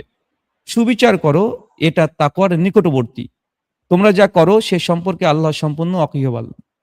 এখানে আল্লাহ বলছেন যদি শত্রু হয় তারপরেও ইনসাফ করতে হবে। শত্রুর সঙ্গে ইনসাফ করতে হবে, সুবিচার করতে হবে। এটাই তাকওয়ার নিকটবর্তী। আমার শত্রু বলে এখন তামিদ আনাস ভাই আমাকে জিজ্ঞাসা করেছেন যে উনি কি ইনসাফ করেছেন? আমি উনাকে আমার জায়গা থেকে বলছি হ্যাঁ ইনসাফ করেছেন। এখন উনি যদি তারপরে যদি উল্টাপাল্টা কিছু করতে পারে, আমার সমস্যা নেই। কিন্তু আমি তো ভাই ইনসাফের জায়গা থেকে তো আমি সরে দাঁড়াতে পারি না। হ্যাঁ, আমাদের একটা ভুল হয়েছিল যে রাকিবুল ভাইয়ের একটা ভিডিও আমাকে কেউ একজন দিয়েছিল যে উনি একটা ডাইরেক্ট কোনো একজন ব্যক্তির মা তুলে একদম মানে গুপ্তাঙ্গের নাম নিয়ে গালি দিয়েছে। তো আমি ওটা পেয়ে সঙ্গে ফেসবুকে পোস্ট করেছিলাম। যেহেতু তখন কন্ট্রোভার্সি খুব গরম ছিল। তো আমি দেওয়ার পরে কয়েক ঘন্টা পরে আমার মনে হলো যে না, এটা তো আমি অন্যায় করলাম। অন্যায় করলাম এইজন্য কারণ এটা তো তার গোপন একটা পাপ। এটা গোপন পাপ। আর আমি একজন গোপন পাপ, উনি মুমিন। সে ফাসেক ফাজে যাই হোক না কেন, তার গোপন একটা পাপ, তিনি গাল দিয়েছেন, একটা পাপ, গুনাহের কাজ করেছেন। তো এই গুনাহের কাজটাকে আমি প্রকাশ্যে নিয়ে আসলাম। তো এটা আমি নিজে থেকে খুব খারাপ লেগেছিল। আমি যখন সালাতে দাঁড়ালাম আমার কাছে এটা খুব মানে প্যারা দিচ্ছিল। মানে এবং আমি মনে করেছিলাম যে এটা আমার দ্বারা অন্যায় হয়েছে। উনি গাল দিয়ে তো অন্যায় করেছেন। কিন্তু আমি প্রচার করলাম, এটাও মানে অন্যের গুনাহ আমি প্রকাশ করলাম। আমার কাছে খারাপ লেগেছে। আমি সঙ্গে যখনই এরকম হয়েছে আমি সঙ্গে এটাকে ডিলিট করে দিয়েছি এবং ডিলিট করে সুন্দর করে ৯ টা পয়েন্টে ভদ্রাচিত ভাষায় আমি পোস্ট লিখেছিলাম। তাতেও আমার ওই পোস্টটাকে নিয়ে তারা উল্টাপাল্টা মন্তব্য করেছে। তো যাই হোক, শত্রু হলেও ইনসাফ করতে হবে। তো তামিদ ভাই সেদিন আমার কাছে মনে হয়েছে যে না, তিনি ইনসাফ রেখেছিলেন, তাই আমি বলেছি হ্যাঁ আপনার কাছে আমি ইনসাফ পেয়েছি। আমি তো এখানে খালাস। এখন তারপরে উনি যদি কিছু বলেন বলতে পারেন, আমি জানি না কি বলেছে, এতটুকুই। জি আনসান না ভাই। মানে তারপরে লাইভ পুরোটা আমিও পুরোটা দেখি নাই, কিন্তু এই যে ধরেন আজকের জলযন্ত্র প্রমাণ আপনার ভিডিওর নামে, যে আপনার ছাড়া ভিডিও সে আবার তার চ্যানেলে আপলোড দিছে, এই বলে সে ভিডিও আপলোড দিছে, মানে কল রেকর্ডটা আপলোড দিছে। এখন কল রেকর্ডে যে দেখি কল রেকর্ডটা হচ্ছে 1 ঘন্টা 6 মিনিটের, মানে 13 মিনিট কাটিং। এখন এই জিনিসটা তো ধরেন জনগণ বা দর্শকরা সব খোঁটায় দেখবে না, এখন আমাদের চোখে যেমন এগুলো পড়ে যায়, কারণ মানে অনেকদিন ধরে দেখতেছি তো, যার কারণে জানা থাকে যে বা কি চলতেছে না চলতেছে সেই বিষয়ে, তো মানে কারণ আমরা একটু আইডিয়া হচ্ছে যে কে কতটুকু পানিতে আছে, মানে কে কতটুকু দৌড়াচ্ছে। তো যার কারণে আমাদের চোখে পড়ে গেছে, কিন্তু সবাই কিন্তু জানবে, কারণ একই ছবি একই পিকচার একই ভাবে লাগানো, কিন্তু সবাই কিন্তু জানবে যে ওই আপনারই ভিডিওটা হয়তো বা ছাড়ছে, আপনার কল রেকর্ডে ছাড়ছে, কিন্তু এখান থেকে 13 মিনিট কাটিং। এবং আমার কাছে যেটা মনে হয় যে রাকিবুল হুজুর ঠিক যেখান থেকে কাটিং করছে ওই ভিডিওতেও মনে হয় ওইখানেই কাটিং পাবেন। তো এই তার থেকে বড় কথা হচ্ছে ধরেন আপনারা দুইজনই সে একটা করতে প্ল্যাটফর্ম পারে। থেকে, রাকিবুল ভাই তিনিও গতকালকে তার ইউটিউব এন্ড ফেসবুক পেজ থেকে তিনিও আমাদের এই কল কনভারসেশনটা তিনিও পোস্ট করেছেন। ওখানেও কাটিং, প্রথমেও নেই শেষটুকুও নেই। তবে আমি তো দ্বিচারিতা করতে পারি না। আমি প্রথম থেকে শেষ পর্যন্ত সম্পূর্ণটা দিয়েছি। আর যেটা ২৯ মিনিটের ওটা ভিডিও না। ওটা হচ্ছে উনি যে ফেসবুক পোস্ট করেছিলেন যে উনি যে শর্ত দিয়েছে আমি নাকি শর্ত মানিনি। এরপরে যেটা অপপ্রচার চালালেন, আমি জাস্ট লাস্ট কথাটুক তার জন্য শোনালাম। লাস্টে ক মিনিট ৪-৫ মিনিট আমি শুনিয়েছি। এবং আমি ফেসবুক পোস্টে লিখে দিয়েছি কমপ্লিট সম্পূর্ণ রেকর্ডিং আছে। যদি অস্বীকার করে আমি পোস্ট করব। তো আমি তো কালকেই মানে ১ম এ যখন আমি শুরু চালিয়েছি তার আগে পোস্ট করে জানিয়ে দিয়েছি কমপ্লিট রেকর্ড আমি চালাবো। কিন্তু এই কমপ্লিট রেকর্ডটাকে ভিডিও কনভার্ট করতে এটা সময় লাগে। হ্যাঁ, এটা সময় লাগে। তারপর যখন দেখলাম যে উনি একটা পোস্ট করে দিয়েছেন, আমি বললাম তাহলে ঠিক আছে, সমস্যা নেই, মানুষ শুনে উনার কাছ থেকে শুনুক। পরে দেখলাম উনি আবার কাটছাঁট করেছে। তারপরে চ্যালেঞ্জ করলেন যে ব্রাদার রাহুল যদি এটা সম্পূর্ণ ফেসবুকে আপলোড করে সালাম থেকে একদম শেষ পর্যন্ত, তাহলে তিনি গোল্ডেন চেনের ওটাকে আর মানে আর নেবেন না। আমি বললাম তো আমি তো এমনি দিতাম, ভালো কথা, সমস্যা নেই। তিনি যখন চ্যালেঞ্জ করেছেন, তো আমি সঙ্গে এ আজকে বাদ জুমা আমি ওটাকে দিয়ে দিলাম। এবং এখন এটা থেকে যেটা প্রমাণ হয় যে রাকিবুল ইসলাম সাহেব তিনি ১০ টা গোল্ডেন চেইনের দাবি এখন ছেড়ে দেবে, মানে ছেড়ে দিয়েছে অলরেডি, ছাড়তে হবে। আর যদি গোল্ডেন চেইন না ছাড়ে তাহলে জনগণ তাকে মিথ্যুক বলবে। কারণ সে একটা করেছিল, কিন্তু সে রাখতে পারেনি। জি আহসান ভাই, অনেক ধন্যবাদ আপনার মন্তব্যের জন্য। না, ওকে। এটাই যে মানে আমার খুবই মানে ইসের বিষয় হচ্ছে যে যেহেতু আপনারা একটা প্ল্যাটফর্ম শেয়ার করছেন একটা সময়, বা একটা সময় কি এখনো করেন বা করবেন সামনে, ওই দিকটার বিবেচনা কমপক্ষে রাখা উচিত ছিল এইসব কাজগুলোর ক্ষেত্রে। এবং ওই মুফতি রাকিবুলের ওই কল রেকর্ডও 1 ঘন্টা 6 মিনিট, এবং এই যে তাহমিদ আনাস ভাই যেটা ছাড়ছে সেটাও 1 ঘন্টা 6 মিনিট, মানে কাটিং করা। কিন্তু তাহমিদ আনাস ভাই যে কাজটা দ্বিচারিতা করছে সেটা হচ্ছে সে আপনার নাম নিয়ে যে আপনার হ্যাঁ, আমি শুনেছি, মানে আপনার কথাটা আপনার শুনলাম। দখল আসলে থেকে। আমি তদন্ত করে হ্যাঁ, দেখিনি আসলে তিনি কি বলেছেন বা যা করেছেন। আ ঠিক আছে ভাই, আহসান ভাই, আপনার কথা আমরা ২ বার শুনেছি অলরেডি। ঠিক আছে ভাইজান? ঠিক আছে। ওকে, ঠিক আছে। এটাই জানানোর জন্য আরকি জিনিসটা। ওকে। অনেক ধন্যবাদ। আমাদের সঙ্গে এই মুহূর্তে আছেন শরীফুল ইসলাম জনি ভাই। শরীফুল ইসলাম জনি ভাই কেমন আছেন? কোথা থেকে বলছেন? শরীফুল ইসলাম জনি ভাই কেমন আছেন? কোথা থেকে বলছেন? আসসালামু আলাইকুম রাহুল ভাই। ওয়ালাইকুম আসসালাম ওয়া রাহমাতুল্লাহ। জি ভাই। জি ভাই, আমি ভাই জেনারেল একজন মানুষ। কিন্তু আপনার প্রায় ১৫ সাল থেকে এখন পর্যন্ত ১০-১২ বছরের উপরে আপনার লেকচার শুনি। ভাই আমার কিছু মন্তব্য ছিল আপনাদের যে রাকিবুল নিয়ে, আর শেষে একটা প্রশ্ন ছিল আরকি ভাই। বলতে পারবো? আচ্ছা, একটু শর্টলি বলেন। জি ভাই, শর্টলি হচ্ছে এই রাকিবুল সম্পর্কে, যে মুফতি রাকিবুল ও সম্পর্কে তো আমরা মানে অনেক ইয়াতে আমরা কথাবার্তাতে এই যে আহলে হাদিস ওলামাদের প্রতি বিদ্বেষ বা ওনার গালিগালাজ বা খারাপ ব্যবহার আমরা দেখে আসছিলাম। তো আপনি অনেক চুপ ছিলেন এই বিষয়ে। তো আমি যে লাস্ট কথাটা বলতে চাচ্ছিলাম যে আপনি ওনাকে দেখলাম অনেক সম্মান দিয়ে কথা বললেন, রাকিবুল ভাই মুফতি অনেক ভালো সুন্দর করে কথা বললেন, সম্মান দেখায় কথা বললেন। কিন্তু উনি অনেক ধরনের নেগেটিভ ওয়ার্ড আপনার প্রতি ব্যবহার করছে। তা আপনি করেন নাই। এটাও ঠিক আছে। কিন্তু ভাই আমার কাছে মনে হয় আমি একজন শিক্ষক, উনি একজন মুফতি, আপনার জেনারেল। কিন্তু সবাই শিক্ষক হইলেও তো মানে শিক্ষকতার সঠিক জ্ঞান থাকে না। সবাই মুফতি হইলেও তো মুফতির সঠিক জ্ঞান থাকে না। আমার মনে হয় না আপনি যে মানে এ পর্যন্ত বই পড়ছেন এর ৪ ভাগের ১ ভাগ বই সে পড়ে নাই। কিন্তু ওইটা আমার কথা না। আমার প্রশ্নটা হচ্ছে আমি একটা হাদিসে পড়ছিলাম ভাই এরকম যে মুনাফিকের চিহ্ন থাকে ৪ টা। হ্যাঁ? যখন কথায় মিথ্যা বলে, গালিগালাজ করে, তারপরে মানে সে কোনো কথা ওয়াদা রাখে না। ভাই আমার কথা হচ্ছে ভাই আমি ৩ টা গুণ তার মধ্যে পাইছি। এখন কি তাকে কি ভাই মুনাফিক বলা যায়? ভাই এটা আমি আপনার মনে হয়েছে এখন আপনি ব্যাপারে আমি মন্তব্য করতে পারি না।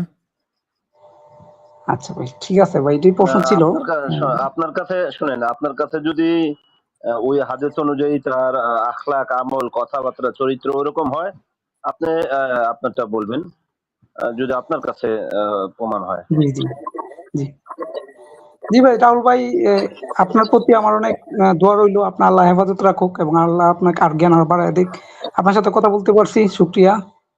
এই বলার ছিল বারাকাল্লাহ ভাই। ফিক। জি ভাই। বারাকাল্লাহ ফিক। শুকরান। আসসালামু ধন্যবাদ জনি ভাই। তাহলে আপনাকে বিদায় জানাচ্ছি। আচ্ছা, আমাদের সঙ্গে এই মুহূর্তে আছেন আব্দুল মাজিদ ভাই। আব্দুল মাজিদ ভাই কে বলছেন? কোথা থেকে বলছেন? আব্দুল মাজিদ ভাই আপনি এখন লাইনে আছেন। কথা বলবেন। আসসালামু আলাইকুম। ওয়ালাইকুম আসসালাম ওয়া রাহমাতুল্লাহ ভাইজান। আব্দুল মাজিদ। ও আব্দুল মাজিদ ভাই মনে হয় গত আসসালামু পরশুদিন আলাইকুম। যুক্ত হয়েছিলেন। ওয়ালাইকুম আসসালাম ওয়া জি, আমার রাহমাতুল্লাহ। কথা শোনা যাচ্ছে? হ্যাঁ। গত পরশুদিন যার জি, সঙ্গে কথা জি, হলো জি। ওই আব্দুল মাজিদ ভাই? হ্যাঁ বলছিলাম ভাই আমার বলেন। কথা। জি, জি, জি। তো আমার কথা শোনা যাচ্ছে তো, তাই না? জি শুনতে পাচ্ছি ভাইজান।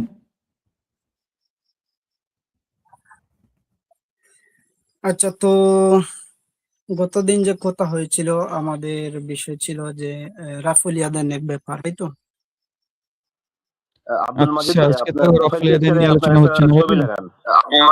প্রোফাইল পিকচারে আপনার নিজের একটা ছবি ব্যবহার করেন। আজকে রাফুল ইয়াদের নিয়ে আলোচনা হচ্ছে না যে ভাই, আজকে জি ক্যাপশন জি হচ্ছে জি লাগিয়ে দেবো এখন তো আপাতত। আব্দুল মাজিদ ভাই, আজকে আলোচনা চলছে মানে আমাদের যে এখন কন্ট্রোভার্সি মানে চলছে, এই বিষয়টাকে নিয়ে আমরা মানে মত বিনিময় করছি। ও আচ্ছা আচ্ছা মানে এখন যদি আপনার সঙ্গে এই আচ্ছা, বিষয় নিয়ে আজকের কথা বলতে বিষয় শুরু কি করি, ছিল আমি তো পুরো তাহলে ভিডিও ধরেন দেখিনি, তাই মানে মানে এখন যদি আপনার সঙ্গে বিতর্কিত মাসালা বা যেকোনো রাফাল ইয়াদাইন হোক বা তাকলিদ হোক, কালকে তাকলিদ নিয়ে আলোচনা হয়েছে, যদি শুরু হয় তাহলে সেক্ষেত্রে তো আবার ধরেন ঘন্টা খানিক সময় লেগে যাবে। তো আজকে আমরা জাস্ট এই ২ মিনিট ৪ মিনিট ৫ মিনিট করে আমরা গেস্টকে বিদায় দিচ্ছি। জাস্ট এই আমাদের কন্ট্রোভার্সি যেটা চলছে, আ আচ্ছা ডিবেটের বিষয়টা নিয়ে ওটার পর্যালোচনা বা মন্তব্য আচ্ছা আচ্ছা বা আজকের আপনি যদি এটা কন্ট্রোভার্সি দেখে থাকেন, মানে আপনি কি আমাদের বিতর্ক বলছিলাম আর কি রাকিব যে ভাইয়ের আজকের সঙ্গে যেটা, কন্ট্রোভার্সি বা বিষয়টা তো আপনার। ওটা সম্পর্কে কি জি অবগত আছেন? রাকিবুল ইসলামের সঙ্গে যে না, আমি তো আলোচনা চলছে তেমন এটা, না এতো রাকিব মুফতি রাকিব সাহেবের ব্যাপারে আমি এতটুকুই জানি যে সম্ভবত বর্তমানে আপনি এবং ওনার মধ্যে এটা একটা টানাটানি চলছে যে লাইভ ডিবেটের, বা ওই লাইভ নয়, সম্ভবত অফলাইন ডিবেটের মনে হয় আর কি, যে এটা নিয়ে দেখছি যে এটা নিয়ে তর্ক বিতর্ক চলছে আর কি, এটা এতটুকুই জানি। আচ্ছা, আচ্ছা। অ্যা ওকে। কোন মন্তব্য আছে আর এই বিষয়ের উপরে? বলতে আজকের বিষয়টা কি বা টপিক কি আমি পুরো ভিডিও দেখিনি, সেজন্য বলতে পারছি না আর কি, তো যদি আজকে একটু টপিক দেওয়া হয়েছে জানাতেন তাহলে সম্পূর্ণ হয়তো ভালো হতো। রেকর্ডিং, আজকে মানে অ্যাকচুয়াল এই বিতর্ক কেন্দ্রিক জনগণের সঙ্গে কথাবার্তা। জি, বুঝি নাই। বিতর্কটাকে কেন্দ্র করে সোশ্যাল মিডিয়াতে যে বিতর্কটা চলছে আমাদের Facebook অ্যান্ড YouTube এ, জনগণ দেখেছে, আমাদের উভয় পক্ষের ভিডিও আচ্ছা দেখছে, আদান-প্রদান দেখছেন। এটাকে নিয়ে পর্যালোচনা যে যার মতন অনুধাবন করেছে। আচ্ছা আচ্ছা জি, তো আমি কি মানে এক্সট্রা দু একটি কথা বলতে পারি আজকের বিষয়ের বাইরে? বিতর্কিত বিষয় আজকে আলোচনার মধ্যে যায়েন না। তাছাড়া এমনি নরমালি কথা বলতে চাইলে কথা বলতে পারেন। জি জি, জাযাকাল্লাহ বিল খাইর। তো আসলে দেখেন, মূলত আমাদের এটা কোনো ব্যক্তিগতভাবে কারো প্রতি আমাদের ঘৃণা বা অহংকার এমন কিছু নয়। মূলত যারা আহলুল হাদিস বা সালাফি আছেন বর্তমানে, বা আমরা যারা বর্তমানে হানাফি আছি, মূলত আমাদের এমন কিছু নয় অন্তঃকরণে যে আমরা একে অন্যের প্রতি ঘৃণা, এরকম কিছু নয়। মূলত হয়তো যে ইখতিলাফের কারণে একে অন্যের প্রতি তর্ক বিতর্ক জড়িয়ে পড়ি, তো বিষয়টা অন্যরকম। কিন্তু বিষয় হচ্ছে মানে গতকালকে নয়, সম্ভবত গত পরশুদিন যে লাইভে এসেছিলাম, আহ, আহ, দুটি বিষয় উপস্থাপন ছিল, একটা হচ্ছে তকলিদের আর একটা হচ্ছে রাফুল ইয়াদানের ব্যাপারে। তো এই ব্যাপারে তো পরে আমি আমার দালিলগুলা এবং দালিল আদুল্লাহ গুলা আমি আহ, সবগুলা ফাইল করেছিলাম। তো চাচ্ছিলাম যে আপনার লাইভে কবে ঢুকবো আর এগুলোর ব্যাপারে ডিসকাস করবো, কিন্তু সে তো সুযোগ হয়নি। গতকালকে জাস্ট অনেক অপেক্ষা করার পর জয়েন হতে পেরেছিলাম, কিন্তু বোর্ডে আসেনি, লাইনে ছিলাম। তো আপনার সময় শেষ হয়ে আব্দুল মাজিদ গিয়েছিল। ভাই, আমি বুঝতে পেরেছি কালকে আপনি এসেছিলেন মানে একজন ভাইয়ের সঙ্গে, হানাফি আলেমের সঙ্গে আলোচনা চলছিল মানে কন্টিনিউ। জি ওইজন্য আপনাকে নিতে পারিনি। তো ইনশাআল্লাহ আমরা হয় কাল অথবা পরশু আবার তাকলিদ নিয়ে আলোচনা করব। আপনি তাকলিদটাকে নিয়ে আরেকটু মোতালা করেন। অ্যা কাল পরশুর মধ্যে, হয় কাল যদি না হয় পরশুদিন আমরা আসবো ইনশাআল্লাহ। তখন আপনি লাইনে থাকলে আপনাকে নিয়ে নেব ইনশাআল্লাহ। আসলে বিষয়টা হয় কি জানেন, মানে আমি চাচ্ছিলাম যে একটা রুলস বা সিস্টেমের ভিতর যদি বা লাইন বাই লাইন বিষয়টা উপস্থাপন করা হয়। মনে করেন একদিনে তো সব সম্ভব নয়, ঠিক আছে ওকে, না? আমরা সময় তো সময় কালকে যেমন নির্ধারণ করে দিয়েছিলাম না যে এই কে কথা বলবে, ১ মিনিট ১ মিনিট করে দিয়েছিলাম। ওইভাবেই দিয়ে দেব, সমস্যা নেই। যেভাবে চাইবেন না না না সেভাবে না, আলোচনা করতে দেব। হ্যাঁ আমি বলছিলাম আর কি, যে মনে করেন এক একটা বিষয় যে এক একটা বিষয় যখন সামনে আসে বা পয়েন্ট, ওইগুলোর ব্যাপারে তো অনেক দীর্ঘায়িত আলোচনা হয়ে যায়। তো আমি বলছিলাম এক এক দিন এক একটা বিষয় স্পষ্ট করার পরে আরেকটাতে যাওয়া আর কি। তো এইরকম যদি আপনি কোনো মতামত দিতেন তাহলে হয়তো সামনে বিষয়গুলো উপস্থাপন করা যেত আমাদের আর কি। আমাদের পরবর্তী যে লাইভ গুলো হবে হয় তাকলিদ নিয়ে না হচ্ছে রাফল ইয়াদাইন নিয়ে। এই দুটো মাসালা পরে আমরা মানে মানে পরপর যদি ২ দিন যে রাফল ইয়াদাইন নিয়ে আলোচনাই করি, জনগণ তখন একটু বিরক্ত বোধ করে যে একই বিষয় নিয়ে বারবার আলোচনা হচ্ছে। এজন্য আমরা উল্টাপাল্টা করে নিচ্ছি। মানে ২-৩ টে মাসালা নিবো আমরা। দিয়ে লাইভ করলে ৩ টে মাসালা পরে ধরেন থাকলাম। দেখা যাচ্ছে আমরা তাকলিদ নিয়ে যেমন কালকে আলোচনা করেছি, ২ দিন ব্রেক দিলাম, তারপর রাফেলের দিন আলোচনা করলাম, আবার ২ দিন ব্রেক দিলাম, আবার তাকলিদে ফিরে আসলাম। এইভাবে আমরা হয়তোবা ৪-৫ টা পর্ব করব, এরকম পরিকল্পনা আছে। না, আমার মনে হয় হ্যাঁ, এটা তো ঠিক আছে আপনার অভিমত, কিন্তু আমি বলছিলাম আর কি যে যেহেতু আপনি সম্ভবত অ্যাডমিন হবেন, তো আমার বিষয় হচ্ছে যে আমি বলছিলাম যে যদি আপনি কোনো এটা প্রতিবেদন বা পূর্বে দিয়ে দিতেন তাহলে কিন্তু বিষয়টার দিকে খেয়াল করে মানে এগিয়ে যাওয়া যেত। তো যেহেতু আপনি জানান দেন আমাদের না দুটো এটা এই একটা মাসালা এখন চলবে। আব্দুল মাজিদ, ২ টো মাসালা নিয়ে চলবে। তাকলিদ নচেত রাফেলের দিন। এই দুটো নিয়ে চলবে, উল্টাপাল্টা করে চলবে। আচ্ছা আচ্ছা, আব্দুল মাজিদ ভাই, এই যে তো রাহুল ভাই ঠিক যেটা আছে। বোঝাতে চাচ্ছে, আমাদের এই দুইটা বিষয়ের উপর লাইভ হবে। তো যে যখন যে বিষয়ের উপর লাইভ হবে, আপনি ওই বিষয়ে প্রস্তুতি নিয়ে এসে আমাদের যারা এসে যে আলোচক থাকবে তাদের সাথে আপনি আলোচনা করতে পারবেন। আপনাকে সময় ভাগ করে দিবে, হ্যাঁ, এবং কেউ কারো কথার ভিতরে ইন্টারফেয়ার করবে না। তখন আপনি আলোচনার সুযোগ পাবেন। আপনার দলিলগুলো তখন গুছিয়ে রাখেন। মানে আপনার সাথে জি আলোচনা জি করার জন্য কোনো আলাদা পোস্ট করতে হবে, পোস্টার করতে হবে, হ্যাঁ, আপনার বিপক্ষে একজন আলোচক দাঁড় করাইতে হবে, ছবি নিয়ে দুজনের, তারপর সোশ্যাল মিডিয়ায় এটা ছড়াইতে হবে। বিষয়টা এরকম না। আমাদের ওই যখন যে বিষয় হবে ওই বিষয়ের উপর আপনার কথা বলার জন্য যুক্ত হতে পারেন। রাহুল ভাই এটাই বুঝাতে চাচ্ছে। না, জি, এটা আব্দুল তো মাজিদ ঠিক ভাই, আশা আছে করি না। সেটা বুঝতে পেরেছেন। দেখেন, যখন কোনো বিষয় আসে তখন সেই বিষয়ে কিন্তু তো কেহ কোনো কিছু বানিয়ে বলতে পারে না, সেজন্য সবার একটা নির্দিষ্টতা রয়েছে। তো আমরা জানতে পারলে তো বিষয়ের উপর মানে এগুতে আমাদের জন্য হ্যাঁ, আমি তো সহজ হয় জানিয়ে এবং দিলাম না, দুটো বিষয় আপনি মোতালার মধ্যে রাখবেন। মোতালার মধ্যে ২ টো বিষয় রাখবেন। লাইভ হলে ২ টো বিষয়ের উপরে যেকোনো একটা বিষয়ের উপরে হবেই। জি জি, ঠিক আছে। তো যাই ওকে। হোক, বিষয় তো অনেকেই আছে। তো যেহেতু আপনি বলেছেন এই দুটি বিষয়ই সামনে রেখে আগামীতে লাইভ হবে, তো ইনশাল্লাহ অবশ্যই এই বিষয়ে যুক্ত হব।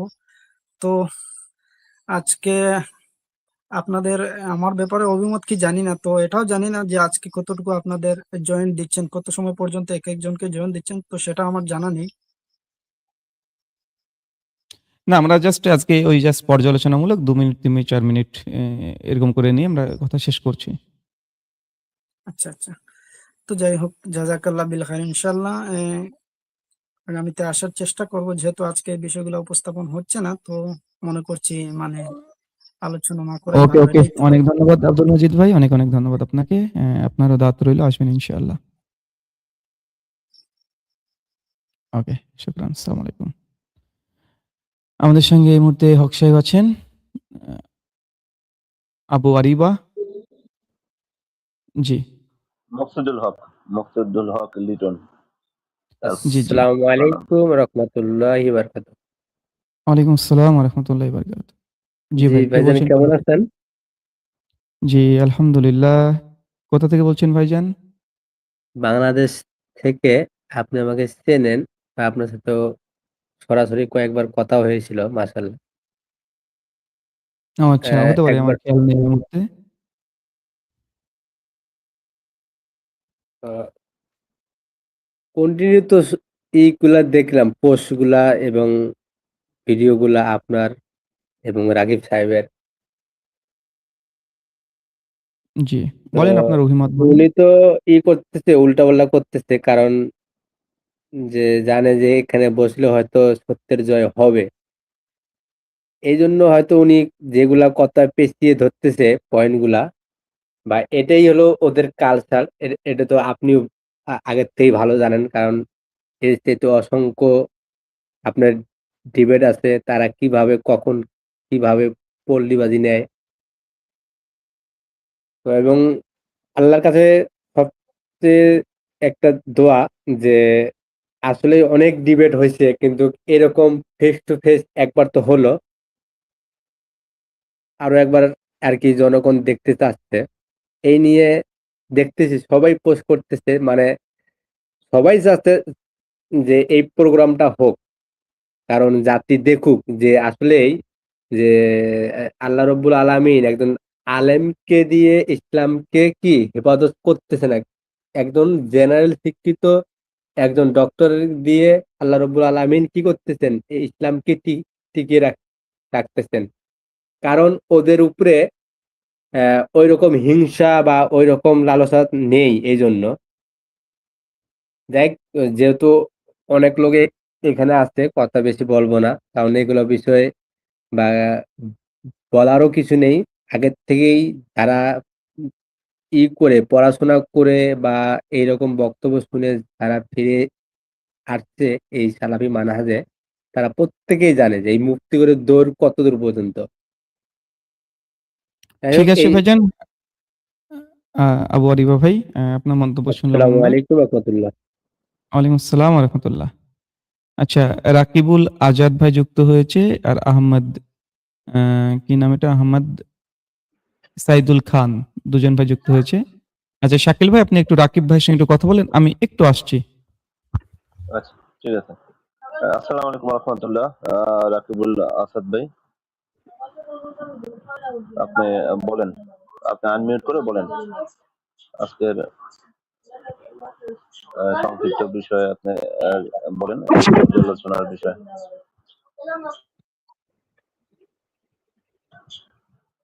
রাকিবুল আজাদ ভাই, শোনা যাচ্ছে কথা?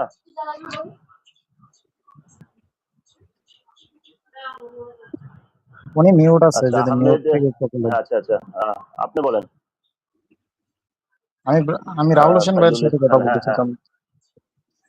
ও আসতে আচ্ছা, রাহুল ভাই তো এখন একটু হ্যাঁ হয়তো আশেপাশে গেছে, মিউট উঠে গেছে হয়তো বা।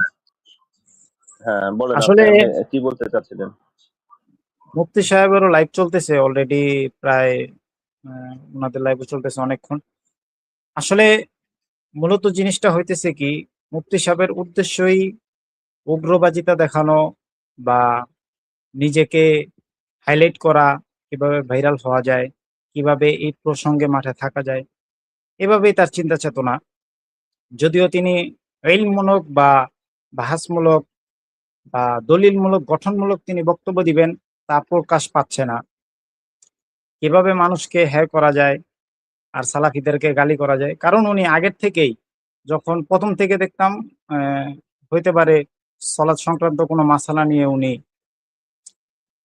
তর্ক বিতর্ক করতেছে, ইখতিলাফি মাসালাগুলো নিয়ে উনি ফেসবুকে বারবার দিয়ে দিয়ে মানুষকে খোঁচানোর চেষ্টা করতেছে বা সালাফিদেরকে হ্যায় করার চেষ্টা করতেছে।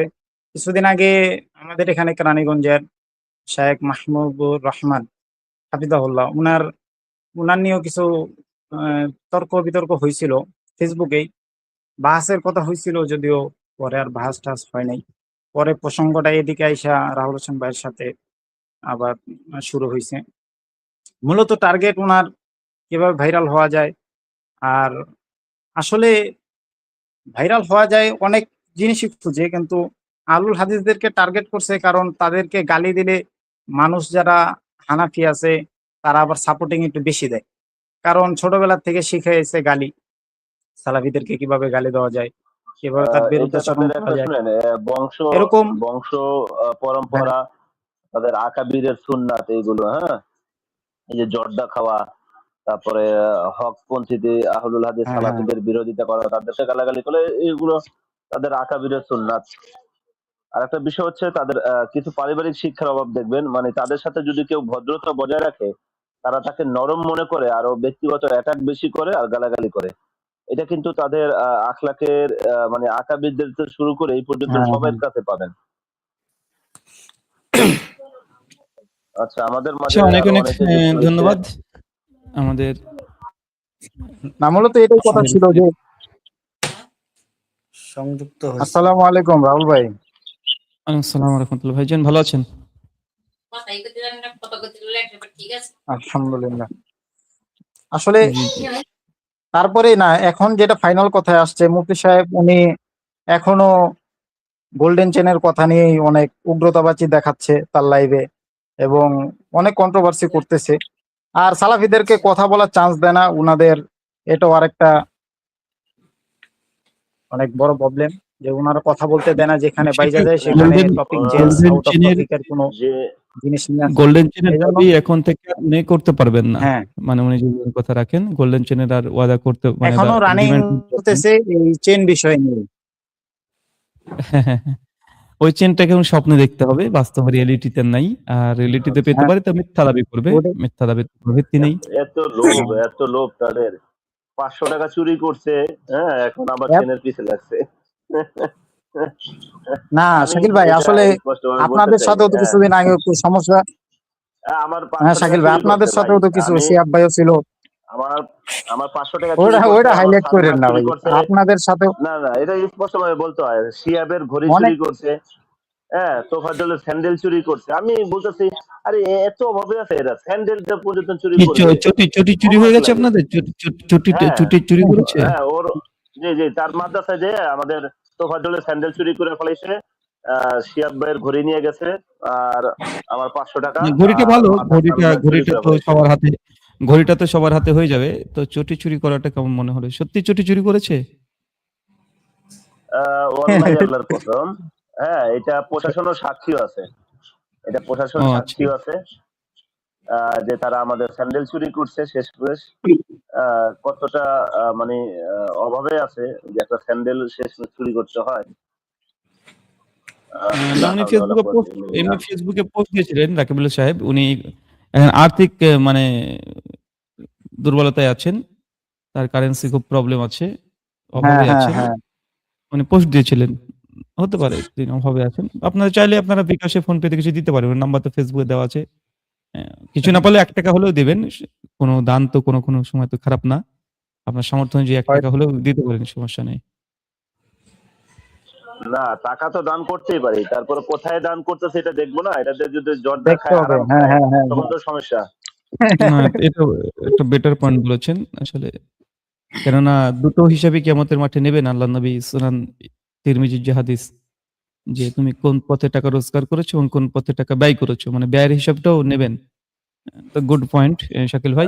যেমন ঠিক রাহুল আছে ভাই, আমি সাইদুল খান ভাই, মতিঝিলে আমরা আপনার আপনাকে কোনো কথা বললাম। ভিক্ষুক, নেশাখোর আমরা ভিক্ষুককে আমি কখনো ভিক্ষা দেই না। হ্যাঁ, এবং বেনামাজি বা জর্দাখোর এদেরকে মানে ম্যাক্সিমাম অ্যাভয়েড করি। যারা অসুস্থ, ওকে, ওকে, প্রতিবন্ধী, বৃদ্ধ তাদেরকে দেই। ওকে, সে ওকে। তো জোর করে চুরি করে নিয়ে গেছে। সে যাই হোক, আমি তো জানি না কি আচ্ছা। ঘটেছে, আপনি ভালো বলতে পারবেন হ্যাঁ আপনাদের বিষয়টা। তো সাইদুল রাহুল খান ভাই, ভাই, আসলে আপনাকে হ্যাঁ বিদায় আমি জানাই একটু তাহলে। আমি একটু লাস্ট একটু কথা বলতে চাই। এই যেরকম চেনের বিষয়গুলো অলরেডি তো সলভ হয়ে গেছে, উনিও পোস্ট যেটা করছে ওনার অনুযায়ী আপনিও রিপ্লাই করে দিছেন, তবুও উনি এই চেনের জন্য আবারও লাইভ চলতেছে, আবারও এটা নিয়ে কন্ট্রোভার্সি করতেছে, মানে উনি থামতেছে না। আসলে বাহাসের বা টাইমটা যদি আগে আসে, আর এরকম চেইনের বিষয়ে অনেক শর্ত দিয়েছেন, তোকে ওসমানের যেও অনেক শর্ত দিয়েছেন, এগুলা সব সাইডে রেখে যদি সরাসরি কোনো এই চেন টেন এগুলা না রেখে যদি বাহাসে আসে, দলিল ভিত্তিক গঠন ভিত্তিক যদি আমরা আলোচনা শুনি, ওই সময়ে তাহলে ভালো লাগতে পারে, বা এখানে যারা লাইভ দেখে জি, বা জি, দেশে জনগণ শেষে আসলে সবাই। সেটাই চায়। জনগণ সেটাই চাই হ্যাঁ হ্যাঁ হ্যাঁ, সেটাই চাই। যে অন্তত আর ইসলামের জন্য খাতিরে হলেও যেন আলোচনা হয়। ঠিক এর আছে আগে সাইদুল যত খান ভাই, ওনাদের। হ্যাঁ রাহুল আমরা ভাই, এখানে শেষ করব একটা তো, কথা আমরা আছে খুব রাহুল তাড়াতাড়ি ভাই, শেষ করব আজকে। এখানে একটা কথা আমি আছে আমি যে একটু জনগণ যেটা বিদায় করে চায় দিই সেটা শাকিল কিন্তু। ভাই, আমি একটু বিদায় করে দিই আচ্ছা আচ্ছা। সকলকে। অনেক স্টেজে নিয়েছি তো। আচ্ছা, আমাদের সঙ্গে এই মুহূর্তে যে কয়জন আছে আমরা তাদের সঙ্গে কথা বলে নেব। শরীফুল ইসলাম, শরীফুল ইসলাম, সরি সাইফুল ইসলাম। সালামু আলাইকুম ভাই। ওয়ালাইকুম জি আসসালাম জি ভাইজান, কোথা থেকে? যে আমি গতকালকে যে রাকিব সাহেবের লাইভে যুক্ত হয়েছি, তো ওনাকে আমি বলছিলাম যে যে রাহুল সাহেব যেভাবে বলছেন যে আজিয়া হোসেন ওসামার সাথে যেভাবে বসছে ওইভাবে বসতে, তো উনি বলছিল আর কি যে আপনি নাকি ওনাকে যে সেনের কথা বলছিলেন, যে সেনটা দিলে, সেন দেওয়ার যদি শর্ত ঠিক থাকে তাহলে উনি অনলাইনে বসতে রাজি আছেন, অথবা আচ্ছা, উনি। এখন তো চেনের অপশন তো এখন উইথড্র হয়ে গেছে। দেখেন ওটা উনি পোস্ট করলে বলেছিলেন ভিডিও কল রেকর্ড আমি সম্পূর্ণ ছেড়ে দিলে উনি চেনের দাবি আর করবেন না, ছেড়ে দিবেন। তো চেনের দাবি তো এখন আর নাই। তো এখন তো ভাসে বসতে আর কোনো বাধা না থাকারই কথা। জি, এমনি আমি যতটুকু বুঝলাম, মানে আপনাদের উভয়ের পোস্ট থেকে বারবার যে আপনারা পোস্ট করতেছেন ওগুলো থেকে বুঝতেছি আর কি যে উনি চাচ্ছে না কোনোভাবেই বসতে, যে কোনোভাবেই এড়িয়ে না, যাচ্ছে কিন্তু কল এড়িয়ে রেকর্ড যাচ্ছে। ১ ঘন্টা ১৯ মিনিট যে কল রেকর্ড আছে ৪৬ মিনিটে চলে যাবেন। ৪৫ মিনিটের পরে উনি যখন বললেন যে ব্রাদার হল আপনি তাকে ওসমানী শর্ত দিয়ে আপনি জাহাজ থেকে পালানোর একটা চেষ্টা করছেন, আপনি আসলে জাহাজে বসতে চান না। আমি তখন তাকে একদম মিডল উইকেটে হিট করেছি, বলেছি যে ভাই তাহলে আপনি এখনই বাস শুরু করেন, এখনই লাইভে চলে আসেন, দুজন স্ট্রিমার এখনই শুরু করে দিই ভিডিও। উনি বলছেন তাহলে ফোনে বলেন, যে ফোনে না, সরাসরি জনগণের সামনে হবে, ব্যক্তিগত পার্সোনাল কোনো কথা হবে না, ডিবেট হলে জনগণের সামনে। আমি তো ডাইরেক্ট গোটা আলোচনার মধ্যে ২০ বারের বেশি বলেছি যে দেন ভাঁজ করি, এখনই করি। আমি বারবার বলছি ভাঁজ করবেন কিনা, করবেন কিনা। উনি গোল্ডেন চেইন নিয়ে পড়ে আছেন, স্বপ্ন দেখছেন। ঠিক আছে সাইফুল ভাই, এখন ধন্যবাদ। জি আমাদের জি সঙ্গে একটু জি শাইখ একটু এখন ওনার সাথে কোনোভাবে সরাসরি বসা যায় না, একবারে সরাসরি অনলাইনে না। ভাই সরাসরি যদি বসতে হয় তাহলে উনাকে তো আমি যে শর্ত দিয়েছিলাম সেই শর্ত কি উনি পূরণ করতে পারবেন? আমাদের না উনি বাহাসটা গুরুত্বপূর্ণ। আপনি যে শর্ত জি জি জি শাইখ আমাদের আপনি যে শর্ত দিয়েছেন ওটা পূরণ করা অনেক কঠিন। আলোচনাটা না, ওই শর্ত তখন উইথড্র হয়ে গেছে। উনি তো মেনে নিয়েছেন যে উনি তাকে উসমানী হাফেজাহুল্লাহকে তিনি নিয়ে আসতে পারবেন না, এবং তিনি তো স্বীকার করেছেন কালকের ভিডিওতে যে অনলাইন হলেও কোনো সমস্যা নেই, তবে গোল্ডেন চেইন দিতে হবে। তো ঠিক আছে, এখন তো গোল্ডেন চেইনের অপশন তো আর নেই, তাহলে এখন তো অনলাইনে বসতে পারে। এখন যে অফলাইনে আপনি বাংলাদেশের যাদেরকে আপনি ভালো মনে করেন বিচারক হিসেবে রেখে আপনি হয়তো আপনি বাংলাদেশে আসবেন অথবা উনি ইন্ডিয়াতে যাবে, যে কোনোভাবে সরাসরি বসতে উনি হতো যদি খুবই ভালো হতো। ইন্ডিয়াতে আসতে চাই আসতে পারে, কোনো সমস্যা নেই। জি জি আসলে বসার দরকার আছে, তাহলে মানে জনগণের কাছে এটা ক্লিয়ার হইতো তাহলে রাহুল বিষয়টা। ভাই, সে যদি তাকি ওসমানীকে না নিয়ে আসতে পারে, তাহলে মানে সে ইন্ডিয়া যা করুক, আপনাদের ওইখানে যা করুক, ওইখানেও তো দেওবন্দি হানাফি অনেক আছে, হ্যাঁ, তাদের সহযোগিতায় না, করুক সে। প্রথমত রাকিবুল ইসলাম ভাই এখানে একটা চিটিং করেছেন, যে প্রথম যে 1 জুলাই যে ডেটটা ঘোষণা করেছিলেন ওটা তাকে উসমানের ডেট ওনাকে দেয়নি। উনি নিজের তরফ থেকে একটা একাকী ব্যক্তিগতভাবে তিনি পার্সোনালি তিনি 1 তারিখ ঘোষণা করে দিয়েছেন, যে তার অথরিটি তার কাছে ছিল না। কল রেকর্ড আমি বলে দিয়েছি, এবং উনি এটা মূলত স্বীকার করেছেন যে না, উনি একাই বলেছেন। তাকে উসমানীর কাছ এই থেকে তিনি কোনো কাজটা পারমিশন নেননি। এই কাজটা মাহবুব এখন রহমান মাদানির সাথে এখন করছে, দ্বিতীয়ত মানে তার বিষয় থেকে হচ্ছে ডেট তিনি না নিয়ে অনলাইনে প্রচার বসতে করে তো দিচ্ছে। চাচ্ছেন। উনি তো অনলাইনে বসতে কালকেও চেয়েছেন যে অনলাইনে বসবো, কোনো সমস্যা নেই, তবে গোল্ডেন চেইনটা দিতে হবে। তো এখন তো গোল্ডেন চেইন তো দাবি উনি ছেড়ে দিয়েছেন। কেন ছেড়ে দিয়েছেন? উনি আমাকে একটা চ্যালেঞ্জ করেছিলেন, সেই চ্যালেঞ্জ যদি পূরণ করতে পারি তাহলে গোল্ডেন চেইন ছেড়ে দেবে। আমি চ্যালেঞ্জ তো পূরণ করে নিয়েছি। এখন তো গোল্ডেন চেইনের কোনো প্রশ্নই ওঠে না। আর ডিবেট বা বাহাস অনলাইনে হলে সমস্যা কোথায়?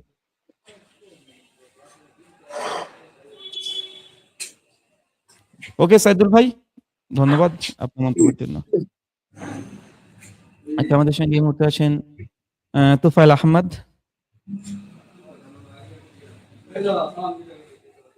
তোফায়েল ভাই। আসসালামু আলাইকুম রাহমাতুল্লাহ। ওয়ালাইকুম আসসালাম ওয়া রাহমাতুল্লাহ। ভাই আপনি ভালো আছেন?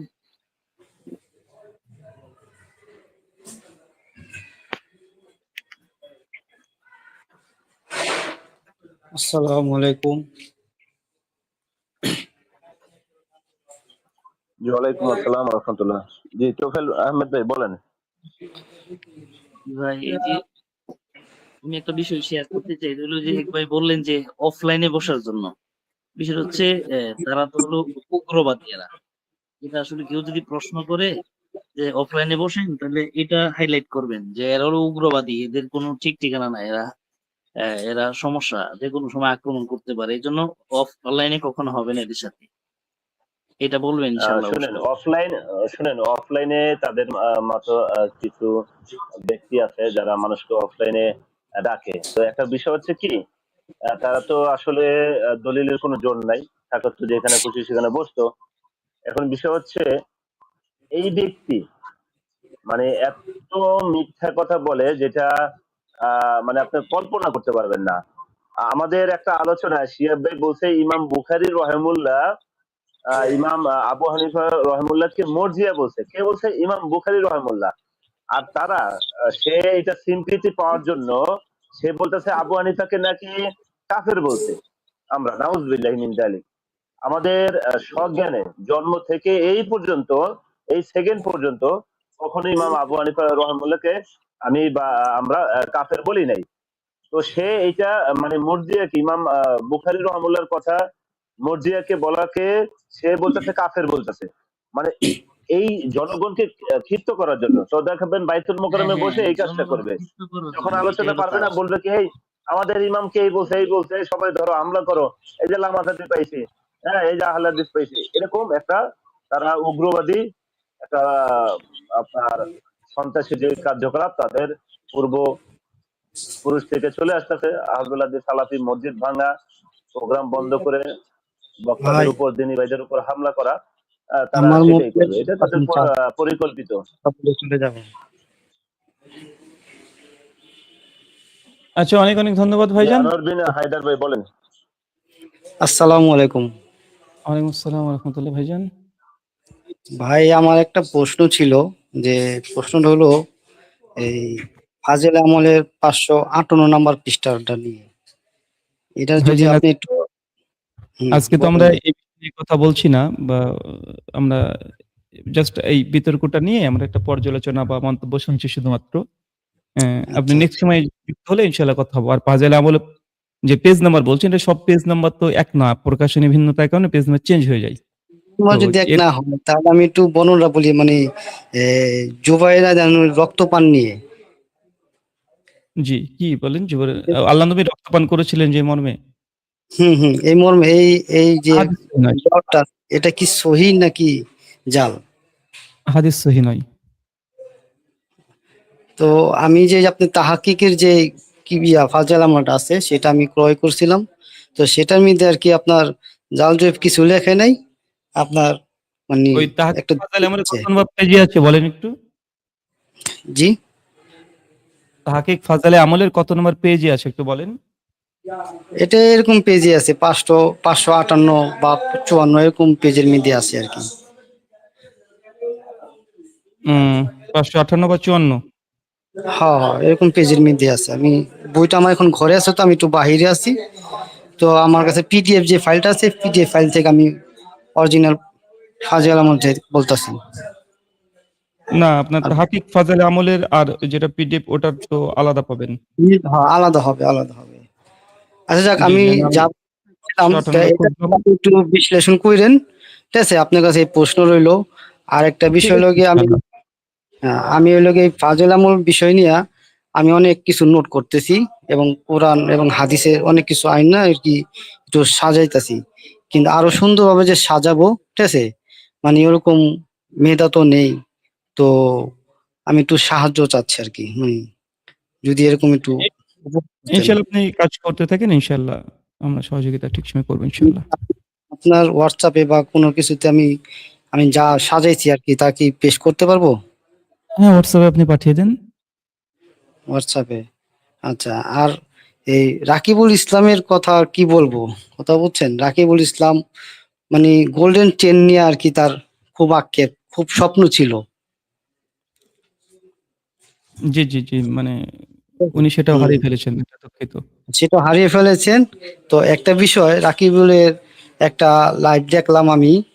আপনার ওই যে তাহমিদ যে ছিল, আপনার ওই যে কল রেকর্ডিং কথা বললো, তো ওই লাইভের মধ্যে সেই রাকিবে এমন হুমকি দিচ্ছে আপনাকে, মানে বাংলাদেশে আসলে কি যেন করে ফেলবে, কি যেন করে ফেলবে। হুম, হুম, হুম। ওরকম হুমকি অনেকেই দেয়। মানে যখন দলিলে পারে না তখন মারামারিতে নেমে পড়ে। এটা তাদের কালচার, এটা জানি। আচ্ছা, ঠিক তো আছে? হুমকি ঠিক কারা আমার দেয় ক্ষেত্রে ভাই এরকম বলেন মনে তো? করছে। আনোয়ার ভাই একটু বলেন তো হুমকি কারা দেয়? বাংলাদেশের হুমকি প্রেক্ষাপটে তো হুমকি তারাই কারা দেয়? দলিল থাকে না, এটা বলার কিছু নেই। কারণ এরকম হুমকির মুখে আমি নিজে পর্যন্ত পড়ছি। মসজিদের ইমাম পর্যন্ত আমাকে ফিতনাবাদ বইলা মসজিদ থেকে বের করে দিছে ফাজিল আমলের একটা বিষয় নিয়া। কথা বলছেন? দলিল দিছি, আমি বুখারী শরীফের হাদিস দিছি, মানতে নারাজ। কিন্তু ফাজল আহমেদ জাকারিয়া সে যা বলছে তাই সত্য, আর বুখারী শরীফ বলছে ওটা কোনো কানেই নেয় না। আমার ফিতনাবাদ বইরা বের করে দিছে। তো হ্যাঁ ভাই, দলিল এটা তাদের সব জায়গাতে এরকমই আচরণ তারা করে। মানে প্রত্যেক আহলে হাদিসদের সঙ্গে প্রত্যেক মসজিদেই এরকম করে। এটা নতুন কিছু নয়। এটা হচ্ছে একটা চিরাচরিত মজ্জাগত তাদের একটা স্বভাব হয়ে দাঁড়িয়েছে। এটা নতুন কিছু নয়।